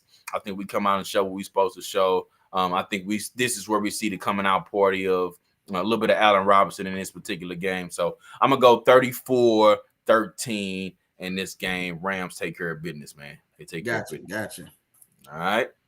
Moving on, Willie Jack. Let's go to San Francisco, where we got Seattle going to San Francisco to take on the 49ers, man. And I'm gonna go ahead and go with this, man. And we heard Juice talk a little bit about it earlier in this episode. I was kind of saving it to bring up his comment, but he talked about Seattle, it being Seattle Super Bowl last week, and I agree, man. But that Super Bowl is over. You know what I'm saying? Your Super Bowl is over. All the hype and the emotions that were running, you know, going against, you know, your old teammate, man. It's over now. You going against San Francisco, another a divisional team, a divisional rivalry. You know what I mean? And you got to come ready to play because San Francisco is bringing it. I guarantee you, especially after that week 1 loss last week against Chicago. You know what I mean? But the thing for San Francisco is Trey Lance. All right. And the thing is, another thing too, and I don't know why I did it, but they may get a little bit more rain today. You know what I'm saying? It's supposed to rain a little bit more today. You know what I'm saying? So at some point, the excuses are out the window. Trey Lance, you got to come ball. Now, I don't think it's going to rain like last week. Last week was atrocious. That was terrible, you know, for anybody to play in. You know what I'm saying? You definitely going to see some downward tick in the offenses when you're talking about the way the fields were last week. But this week, Trey Lance, you got to come in, and I want to see what you got, man. I want to see what you got. I want to see, can you be a solid starter in this league? Are you going to hold Jimmy G off for the duration of the year so that, you know what I'm saying, and take over as this team and have the coaching staff and the owners feel comfortable moving forward with you as the team's future quarterback? It starts here. This is the beginning of that journey. And I said all that to say I expect San Francisco to come out with a W in this game. Even if Trey Lance doesn't have a great game, if he just plays all right, I think they still got enough to get past Seattle in this one. I don't think Seattle's strong enough. You know, like I said, the defense of 49ers are really good. And up front, it's going to be a lot tougher on that offensive line, on their run game, and Rashad Penny, who we said looked very well, but I think things are just going to be tougher this week. So San Francisco winning this game, man. I got them winning. I'll say 27-17. That'll be my final score. Ooh. Boy, go big then, man. This is another game, man. I kind of left it in the air because, well, for one, 10 points in this game is man, that's wild. First off, Trey Lance ain't got 10 points that he could put on nobody in this league unless his defense gonna give him 2 touchdowns, or not to this point. And this is another one, man. It's a heated division rivalry game, man. These teams already know each other. They know what's going on. I'm not gonna lie. I was very impressed with what I saw from the Seahawks last week, man. And now Denver didn't come out to play with that same style of intensity. They just didn't bring it, and especially offensively, I should say. But bigger than that, man, I was just very impressed with Seattle. And I think for Seattle, and with a coach like Pete Carroll, who is a master motivator. And so last week it was about, man, Russ ain't gonna come in here and shine on us. This our crib. You know what I'm saying? Like, no, we go out there, go ahead and let him know. Like, no, you ain't make us big dog. We made you. And it looked that way. You know what I'm saying? In that last week. Now, this took me talking about my first stepson, man. So y'all gotta understand, it hurts me to say these days about my first son, Danger Russ, man. But hey, you went out there and got your ass beat, boy, on national TV. It looked terrible. But I was very impressed with what I saw from Seattle. And that's a new team top to bottom now. Seattle let go of Danger Russ Wilson and Bobby Wagner. They were the last 2 stalwarts or holdovers from those Super Bowl years. This is a completely new team, new faces in new places, and they play well together, man. They play well, they play hard, and I'm not gonna lie, I'm taking Seattle on the road in this one, man. To give me 2 games. I appreciate it. Because I left this one in the air, man, because I wasn't sure. I had a feeling you was gonna go San Francisco, but the fact that you think Trey Lance is gonna put 10 points on somebody, it lets me know that I need to pick Seattle. I'm going to take Seattle 21-17. And another one, man, that's a bit of a dogfight. And the big thing about it is the team. If we talk about 52 players on this team, I'm taking probably the top 52 from San Francisco. Well, no, maybe not so much. That's a little harsh because DK and Tyler Lockett are players, and Rashad Penny looks good as well. But Elijah Mitchell's out for San Francisco. I'm not sure about it. Well, but I'm trying to figure out who's the guy that's even going to be the next guy up for them over there anyway. Wilson. Who? Jeff Wilson. Okay, Jeff. Nobody. Okay. Now that's disrespectful, man. I don't even know you like at home. I ain't mean to like that, man. I'm just talking for the talk, man. I felt rude when I said that, man. But he's not a guy that tickles my fancy, Chop. I'll tell you that. So give me Rashad Penny and Kenneth Walker III, man, over Jeff Wilson. And honestly, the way Geno looked last week, Geno Manning, Boy, that might as well have been Gino Brady.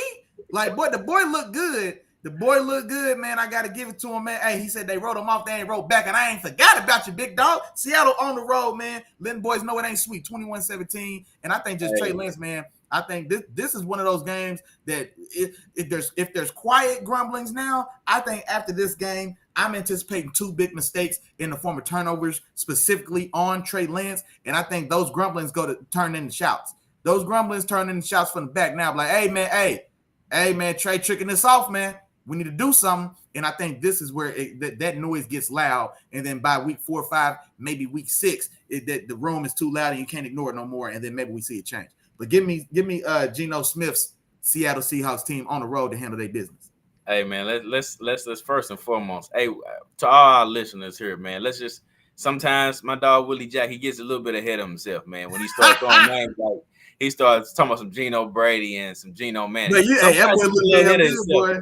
Hey, we got to cut up some slack, y'all. I'm just gonna ask for him. He ain't gonna ask because he don't know no better.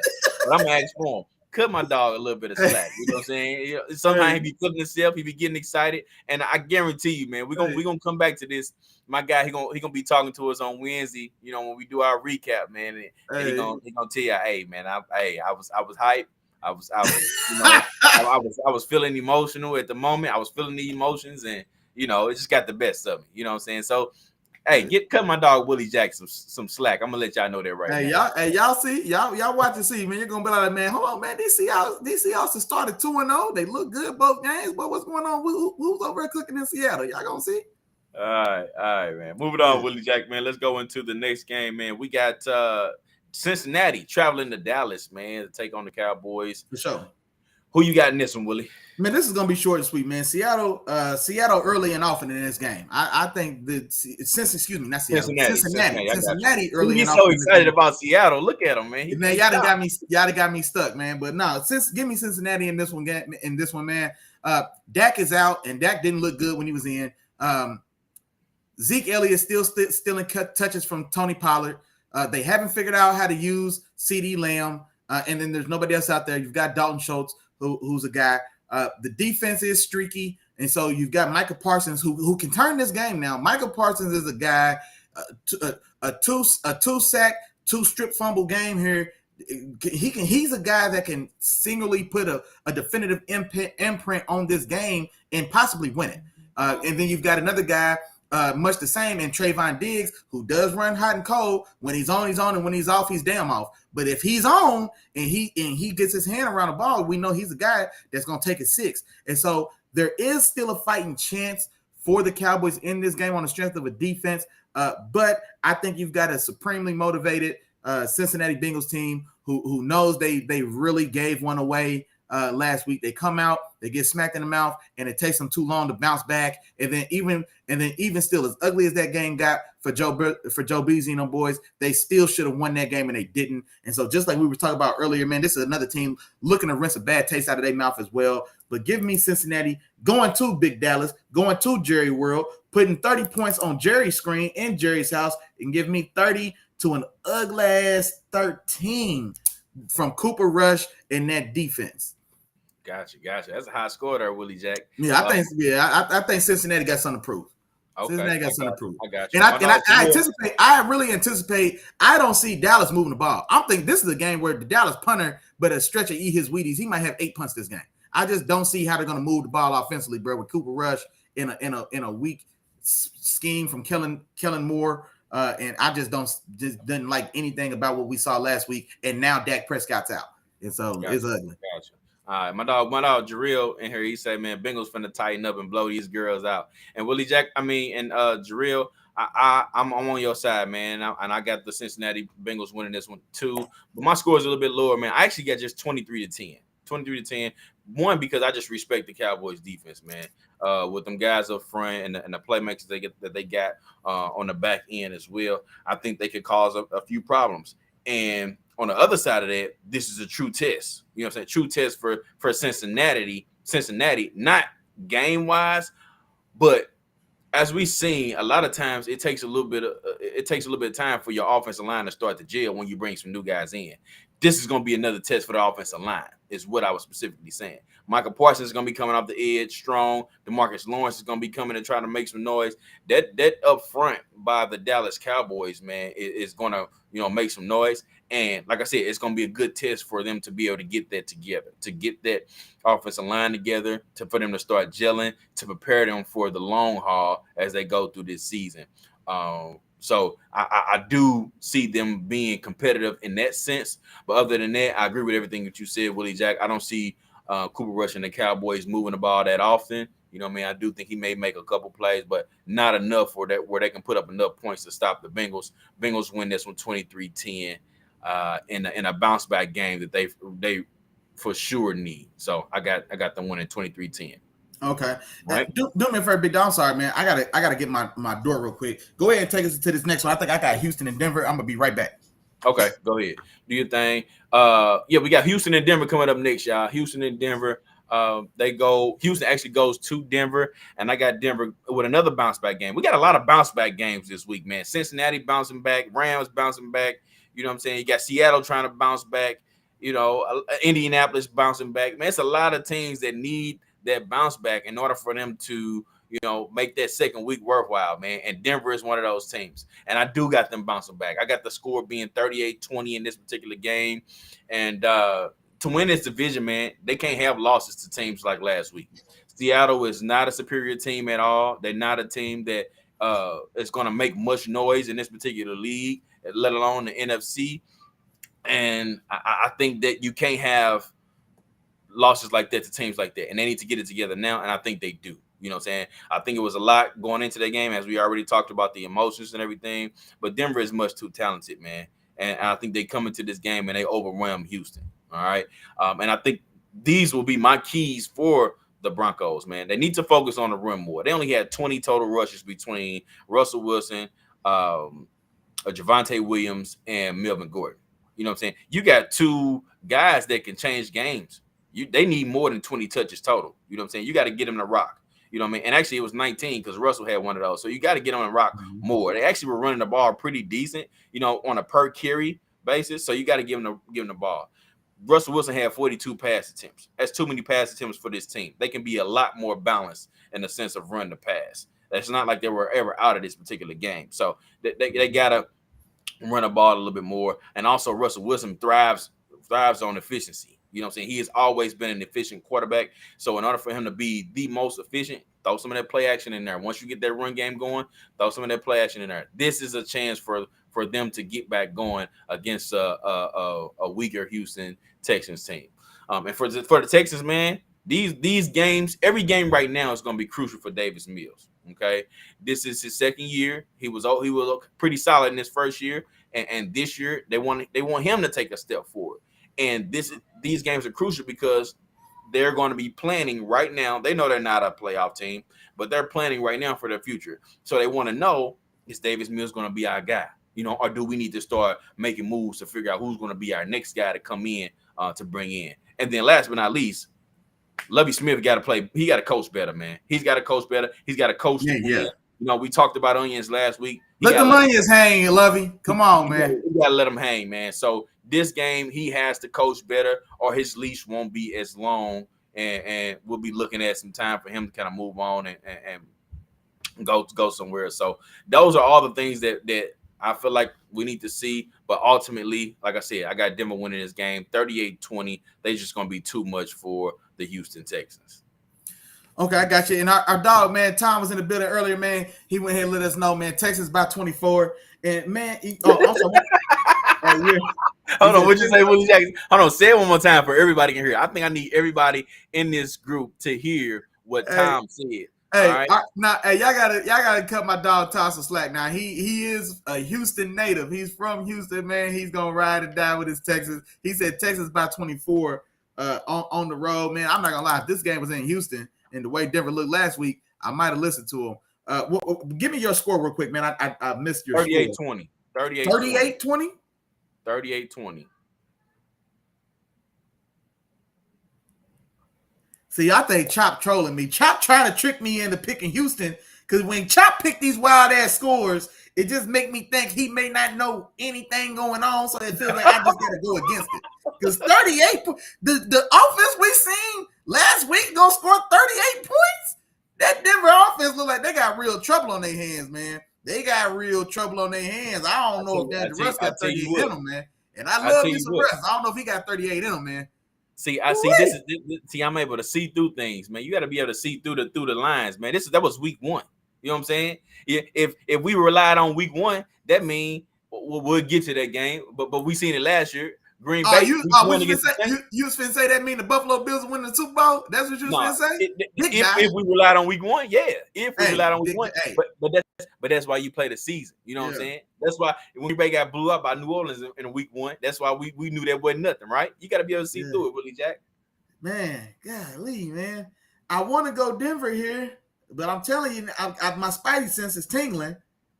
Hey, do me a favor. Let me in. I ain't. But I'm gonna be reasonable. I'm gonna go 24. I'm gonna go 24-21 Denver. And I think I imagine. I know I missed some of what Chop had to say, but I would imagine he said this is definitely a bounce back game for Denver. Nothing went well for them offensively last week, and last week's embarrassing showing in Seattle. A game that still was a close game, but just where Denver left so many points on the table. Those two running backs, that two-headed monster that Chop just told you about, both those guys, I won't argue for more touches from those guys last week because both of them fumbled on the goal line. You know what I'm saying? If you can't hold on to the church's money when it's time to go to service, what can I do? If I can't get the ball to you on the 1-yard line, don't ask me to give it to you on the 30. You know what I'm saying? That's both of them. 2 goal line touchdowns that got took off the board. Dangerous should have threw an interception on the touchdown pass to Jerry Jeudy. Now, luckily for Jerry Jeudy, he's been guarded by rookie corner, 5th-round corner, I believe, out of Cincinnati, Sauce Gardner's old running mate, and Kobe Bryant. And so he just wasn't ready for the moment, man. Jerry Jeudy stops, catches the ball, and runs off on him for a touchdown. So that right there, that could have been 3 touchdowns off the board. And so there's a lot of stuff to fix and a lot of things to get right in Denver offensively for me, but that defense was stout. Now, Seattle's not an offensive juggernaut, but Patrick Surtain really impressed me in that game, man. I think I talked to Chop about it. Just seeing how he was able to stand up to the physicality of DK Metcalf, I thought was just very impressive for a guy, like I said, as young as he is. Definitely didn't back down from that challenge in the slightest bit. And so Brandon Cooks is good for 1,000 yards, about 8 touchdowns quietly in Houston year in and year out. But like I said, I'm not worried about him with Patrick Surtain over doing his thing. But I think Denver, all in all, is just the better, safer team and the more complete team. And I think they do get it done, especially at home now, opening up at home where, so you get a little home cooking. And so I think they pull it out. But I think Houston's going to be a team that's going to make it tough on every single person they play all year long. That's just the type of team they are. You're going to underestimate them. They're going to show up and be ready to play. But give me 24-21 Denver at the crib. Right. Gotcha. And Jarrell jumped in there. He says Denver had them flashes that could turn into a bunch of points. And I think that's kind of what Willie was touching on, you know what I'm saying, with them 2 goal line fumbles. You know what I'm saying? That was 14 points. Then, you know what I mean, the one of the other plays that there could have been some points, so yeah, I'm with you on that, Jarrell, and that's why I think they're gonna put up a lot of points in this game, man. I got Denver, winning big in this one. All right, Willie Jack, man, let's go into Sunday night football, man. I'm sorry. We got one game before that. My bad. We got Arizona going to Las Vegas to take on the Raiders, man. And Willie Jack, who you got in this one? I'm sorry, man. I had to take a call. Go ahead and get it started, big dog. I just want to fight it. So check this out. Go ahead. I'm going on mute, Willie Jack, man. But I got the Raiders winning this game, man, 31-30. A big game for both teams, must-win game for both teams. Arizona coming off a bad loss to the Chiefs where they weren't competitive, and they're supposed to have playoff potential. You know what I'm saying? They were a playoff team last year. They just paid Kyler Murray a lot of money, and you expect more from this particular team. They got a lot of pieces also around the team, so they got to just play better, man. I know they're a little banged up, but they got to play better. Las Vegas, on the other hand, also coming off of a loss, made good offseason moves to improve, but didn't look better as a team, man. Although Adams came in and looked good, the Raiders had too many turnovers. You know what I'm saying? They had way too many turnovers. They were, not efficient on offense. And the crazy part is they were still in their game. They only lost their game by 5 points to the Chargers. You know what I'm saying? So I think the Raiders, they have to come in and look better. And I think they will. I think we are going to see better play from Derek Carr. I've seen Derek Carr, enough of Derek Carr to know that he's not just that guy week in and week out for turnovers. Nah, he's going to be better this week. And I think this is going to be enough to get them that W. Although I think Arizona is going to play them tough. For some reason, I just got a feeling they're going to play them tough. Kyler Murray is going to come out and he's going to play some good ball. So I got this as a close one, man. The Las Vegas Raiders are going to win this one 31-30 in a close game. Raiders 31-30. Okay. And then for me, I'm on a little bit of the other side as far as Derek Carr. Derek Carr played horrendous. It was a very, very ugly game for Derek Carr. But I do think that Derek Carr is a capable and talented quarterback.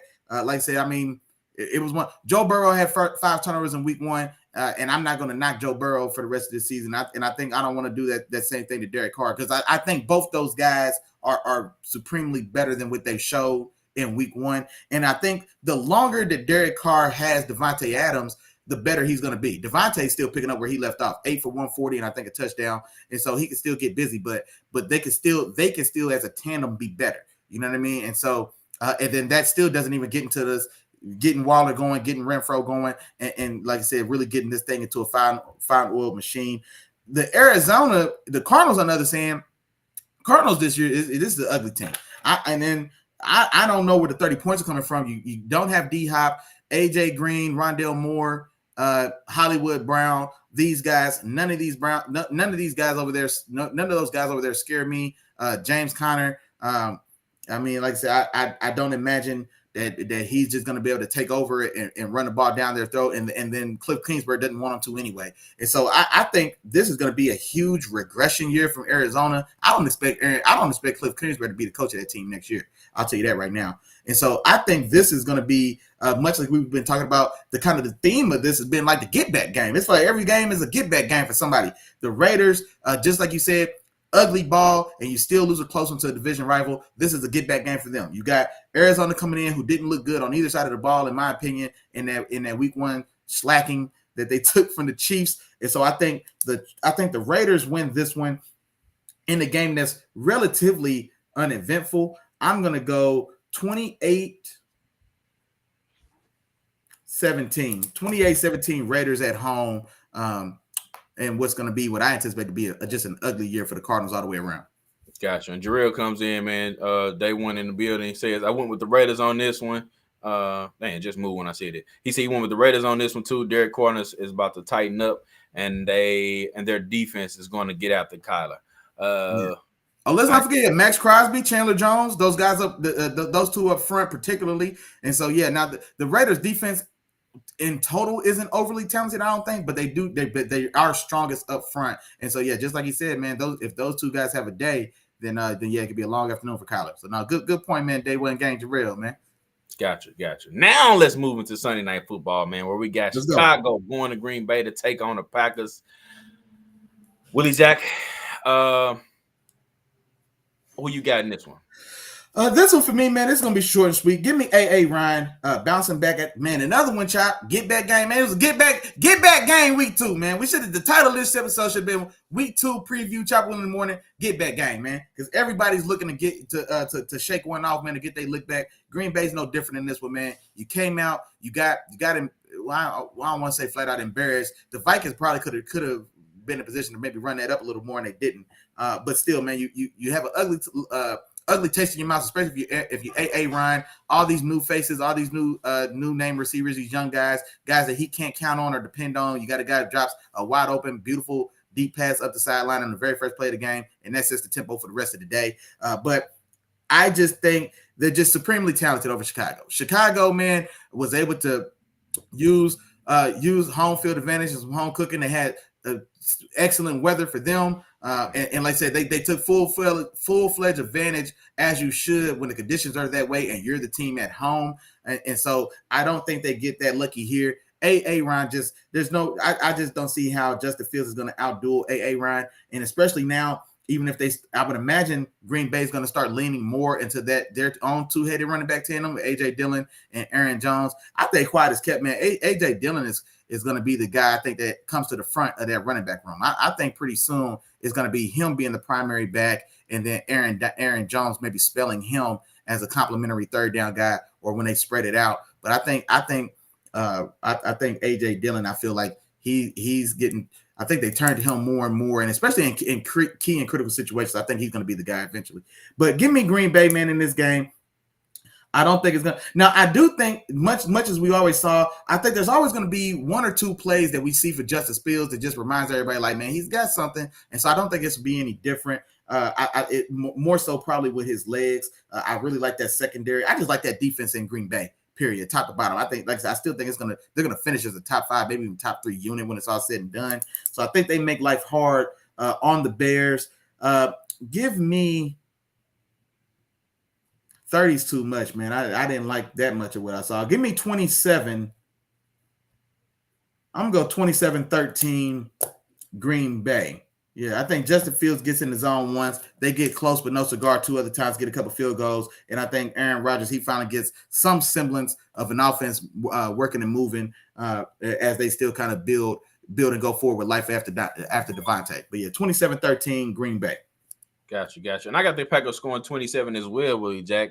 Okay. Except I got the Bears scoring 21. So I'm going to go 27-21. I get them in the end zone 1 or 2 more times because I do think, like you said, Justin Fields is going to be able to make some plays in this game, to put them in position to, not necessarily win the game, but just he's going to be able to make a few more plays in this game. But like you said, this is a bounce back game for Aaron Rodgers. You know what I'm saying? And I believe exactly what we said last year after they lost to New Orleans. And I think Minnesota was their week 2 game, man. It's crazy. I think I remember this, but I think Minnesota was their week 2 game. And what we said was, you don't want to be that team, you know what I'm saying, coming off loss. You know what I mean? The difference was they still had Devontae Adams, but still, I'm still on this side of the fence. You don't want to be this team going to see Aaron Rodgers, you know what I'm saying, after that loss to the Vikings week 1, especially if you come into Green Bay. It's going to be tough for them guys, from the jump out the gate. I think Allen Lazard will be back this particular week, so he has this guy that he at least can trust. Not as talented as Devontae Adams, but he has this guy that he trusts. So I got the Packers coming back and winning this game, man, and a bounce back game for them, and the final score being 27-21. Drill also agrees with what you said, Willie Jack. He says Packers getting a dub. He think those whack field conditions helped the Bears out last week. I think so. I still think that Justin Fields is just the type of playmaker, though. He's still gonna make plays regardless. Now, one matchup too I want to see Darnell Mooney and Jair Alexander, man. I already told you, like, I'm a big fan of Darnell Mooney. He didn't get going last week. I think this week they try to get him going, but he's going to be matched up with Jair Alexander, man. So I want to see that matchup and see how that pans out and who comes out on the winning side of that particular matchup. All right. On to Monday night, the Monday night game, man. We got Tennessee traveling to Buffalo to take on the Bills. Willie Jack, I'm going to say what I got to say, and I'm get out your way, man. I got Buffalo winning this with 27-17. If everybody remembers correctly, man, Tennessee played Buffalo really, really tough last year and actually came away with the W. You know what I'm saying? With a big stop, you know what I'm saying, at the goal line by Jeffrey Simmons when Josh Allen trying to rush. But I think it's going to be different this year, man. Tennessee is taking a small step back. Buffalo Bills have taken a step forward, especially with the addition of the new pass rush on the outside. Derrick Henry hasn't gotten going yet. I think he needs to get going. But no matter what happens in this game, it won't be enough for Buffalo. Buffalo comes away with this W, and I got them winning this with 27-17. Willie Jack, go ahead. Yeah, so give me a lot to a little, man. Buffalo to Tennessee. Big Josh ain't worried about Tennessee Titans, man. Big Josh already let me know, man. He plans on putting on the show, man. And the show don't stop rolling. The show started last week, man. That was the warming credits. Y'all see what was going on, man. And the show don't stop this week either, man. Give me Big Josh going big at the crib, his home opener against the poo-ass Tennessee Titans, man. I will never forgive y'all for y'all offseason y'all had this year. I will never stop talking about it. Y'all going to hear about it for 17 more weeks, Tennessee Titans. And so this is going to be another one, man, in a long line. And I already told y'all, man, going in, I just think this is going to be an ugly down year for Tennessee, man. I just really think so. But I just think they overwhelmed Tennessee. Now, Tennessee's defense is not a pushover by any means. We do know already Harold Landry is gone for this season. You got Bud Dupree on the other side as well.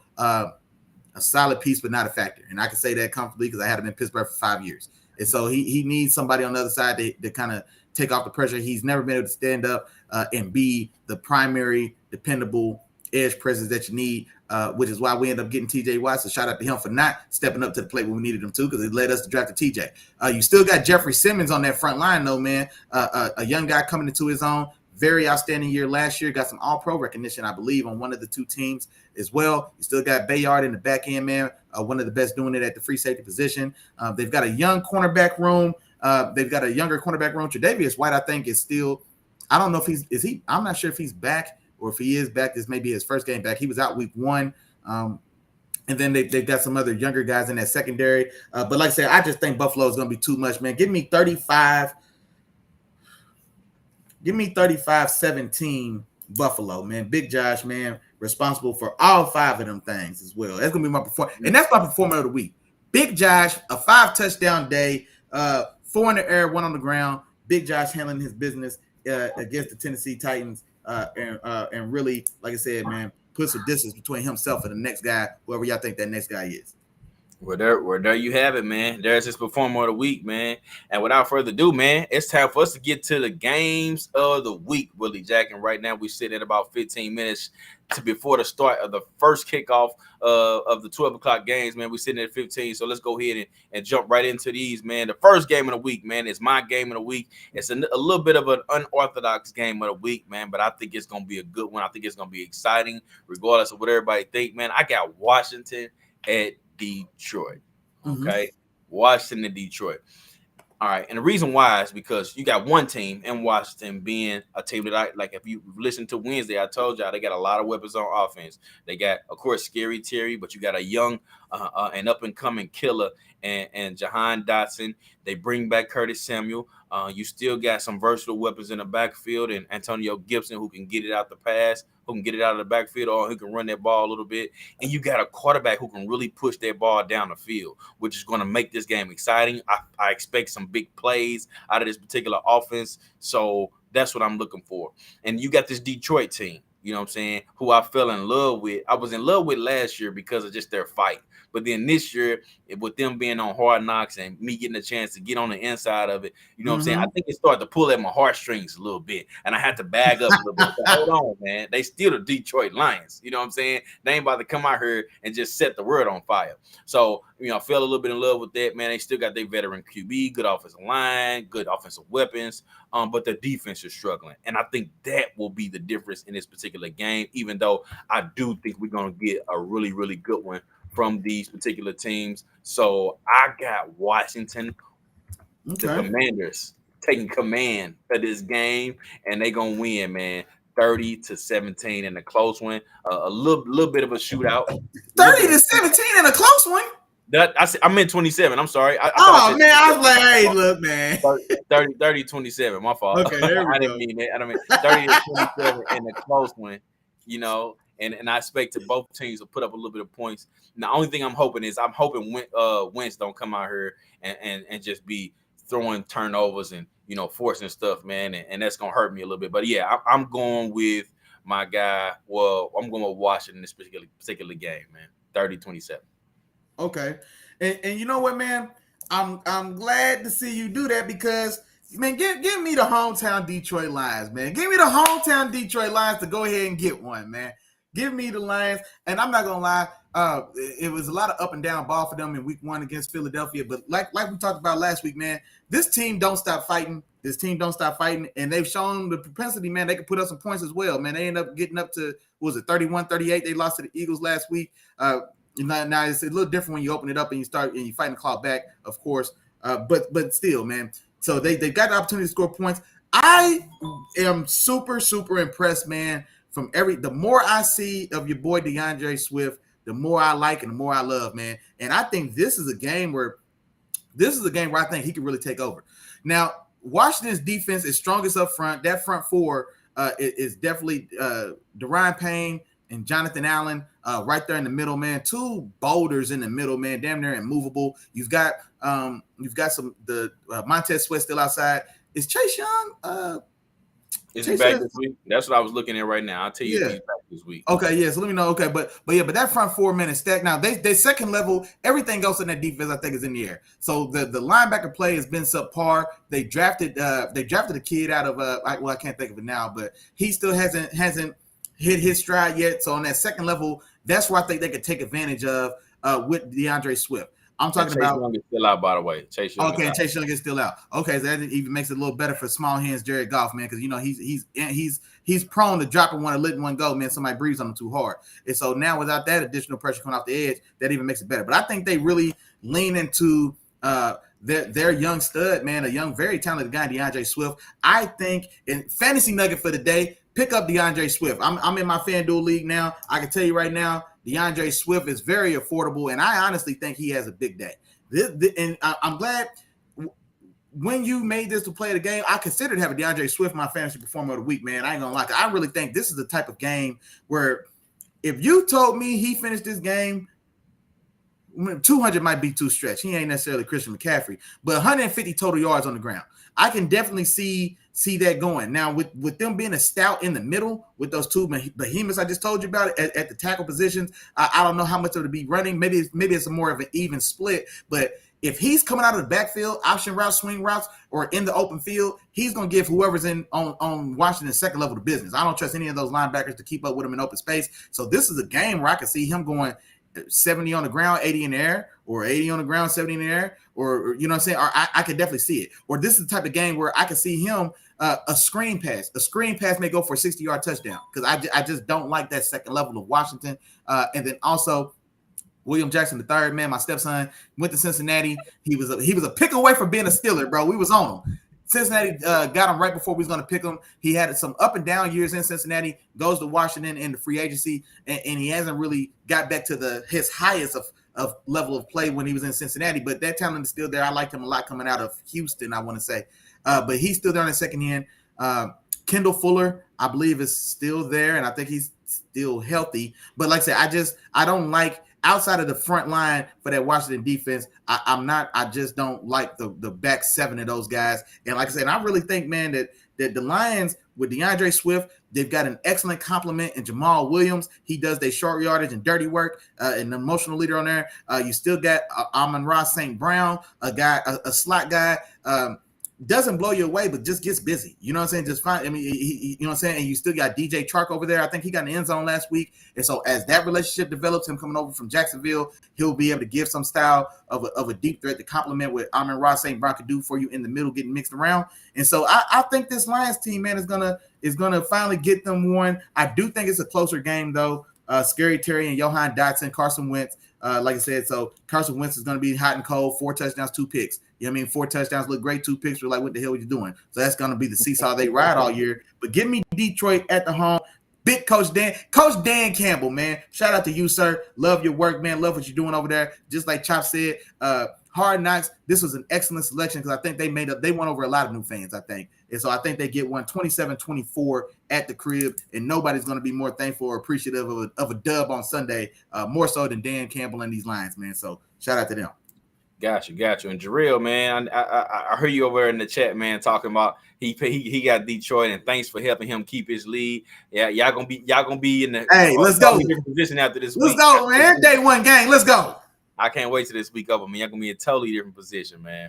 But Willie, I guess it's about time, man. You give me your game of the week, man. Let's talk. Now this is yeah, man. My game of the week was who did I leave it at? Oh yeah, here we go. Minnesota and Philly, man. It's a double header Monday Night Football game this week. Minnesota is traveling to Philly, and which should be this is the game I think, man. Both these teams are the little brother in their division. Minnesota's the little brother to Green Bay. Philly's the little brother to Dallas. You know, most times than not. Sorry, Jarrell. I know it hurts you. I know it hurts to hear that, but that's kind of how it normally stacks up. And both these teams are in position to knock Big Brother off the number 1 spot this year. And so both of them come out. They both look good week 1. Minnesota actually beating big brother Green Bay, and then Philly going out there and running up the score on Detroit. Now, what worries me in that game with Philly is the fact that you let Detroit come back and score 31 points in that game. And a lot of that work was done in the second half of that game. I think 17 of those points came towards the second half of that game. And so that's concerning for me. And then also, man, shout out to Big Play Slay. Shout out to Darius Slay, cornerback, formerly of the Lions, now with the Eagles. If you haven't watched his interview with the pivot that he just did, you know what I'm saying? I enjoyed it, man. I learned a lot more about his personality, and it made me more of a fan of his. I was a fan of his play, but now kind of getting an insight into the person, man. He just seems like a cool dude. But he told y'all, man, Justin Jefferson is a top 3 receiver, and he ain't not my number 3. Now, he still got Devontae number 1, but he's got Justin Jefferson number 2. But then if you hear him talk about Justin Jefferson, it's like, well, why is he not number 1? Does anything he wants to on the field, and I'm not gonna lie, Slay. If that's your assignment this week, buddy, then, hey, man, it's gonna be some cooking.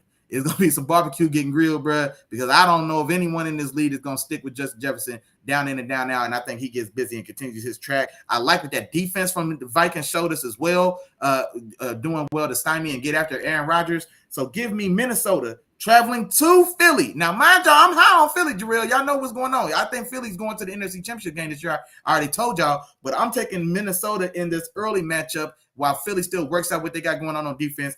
Give me 30-27, Minnesota.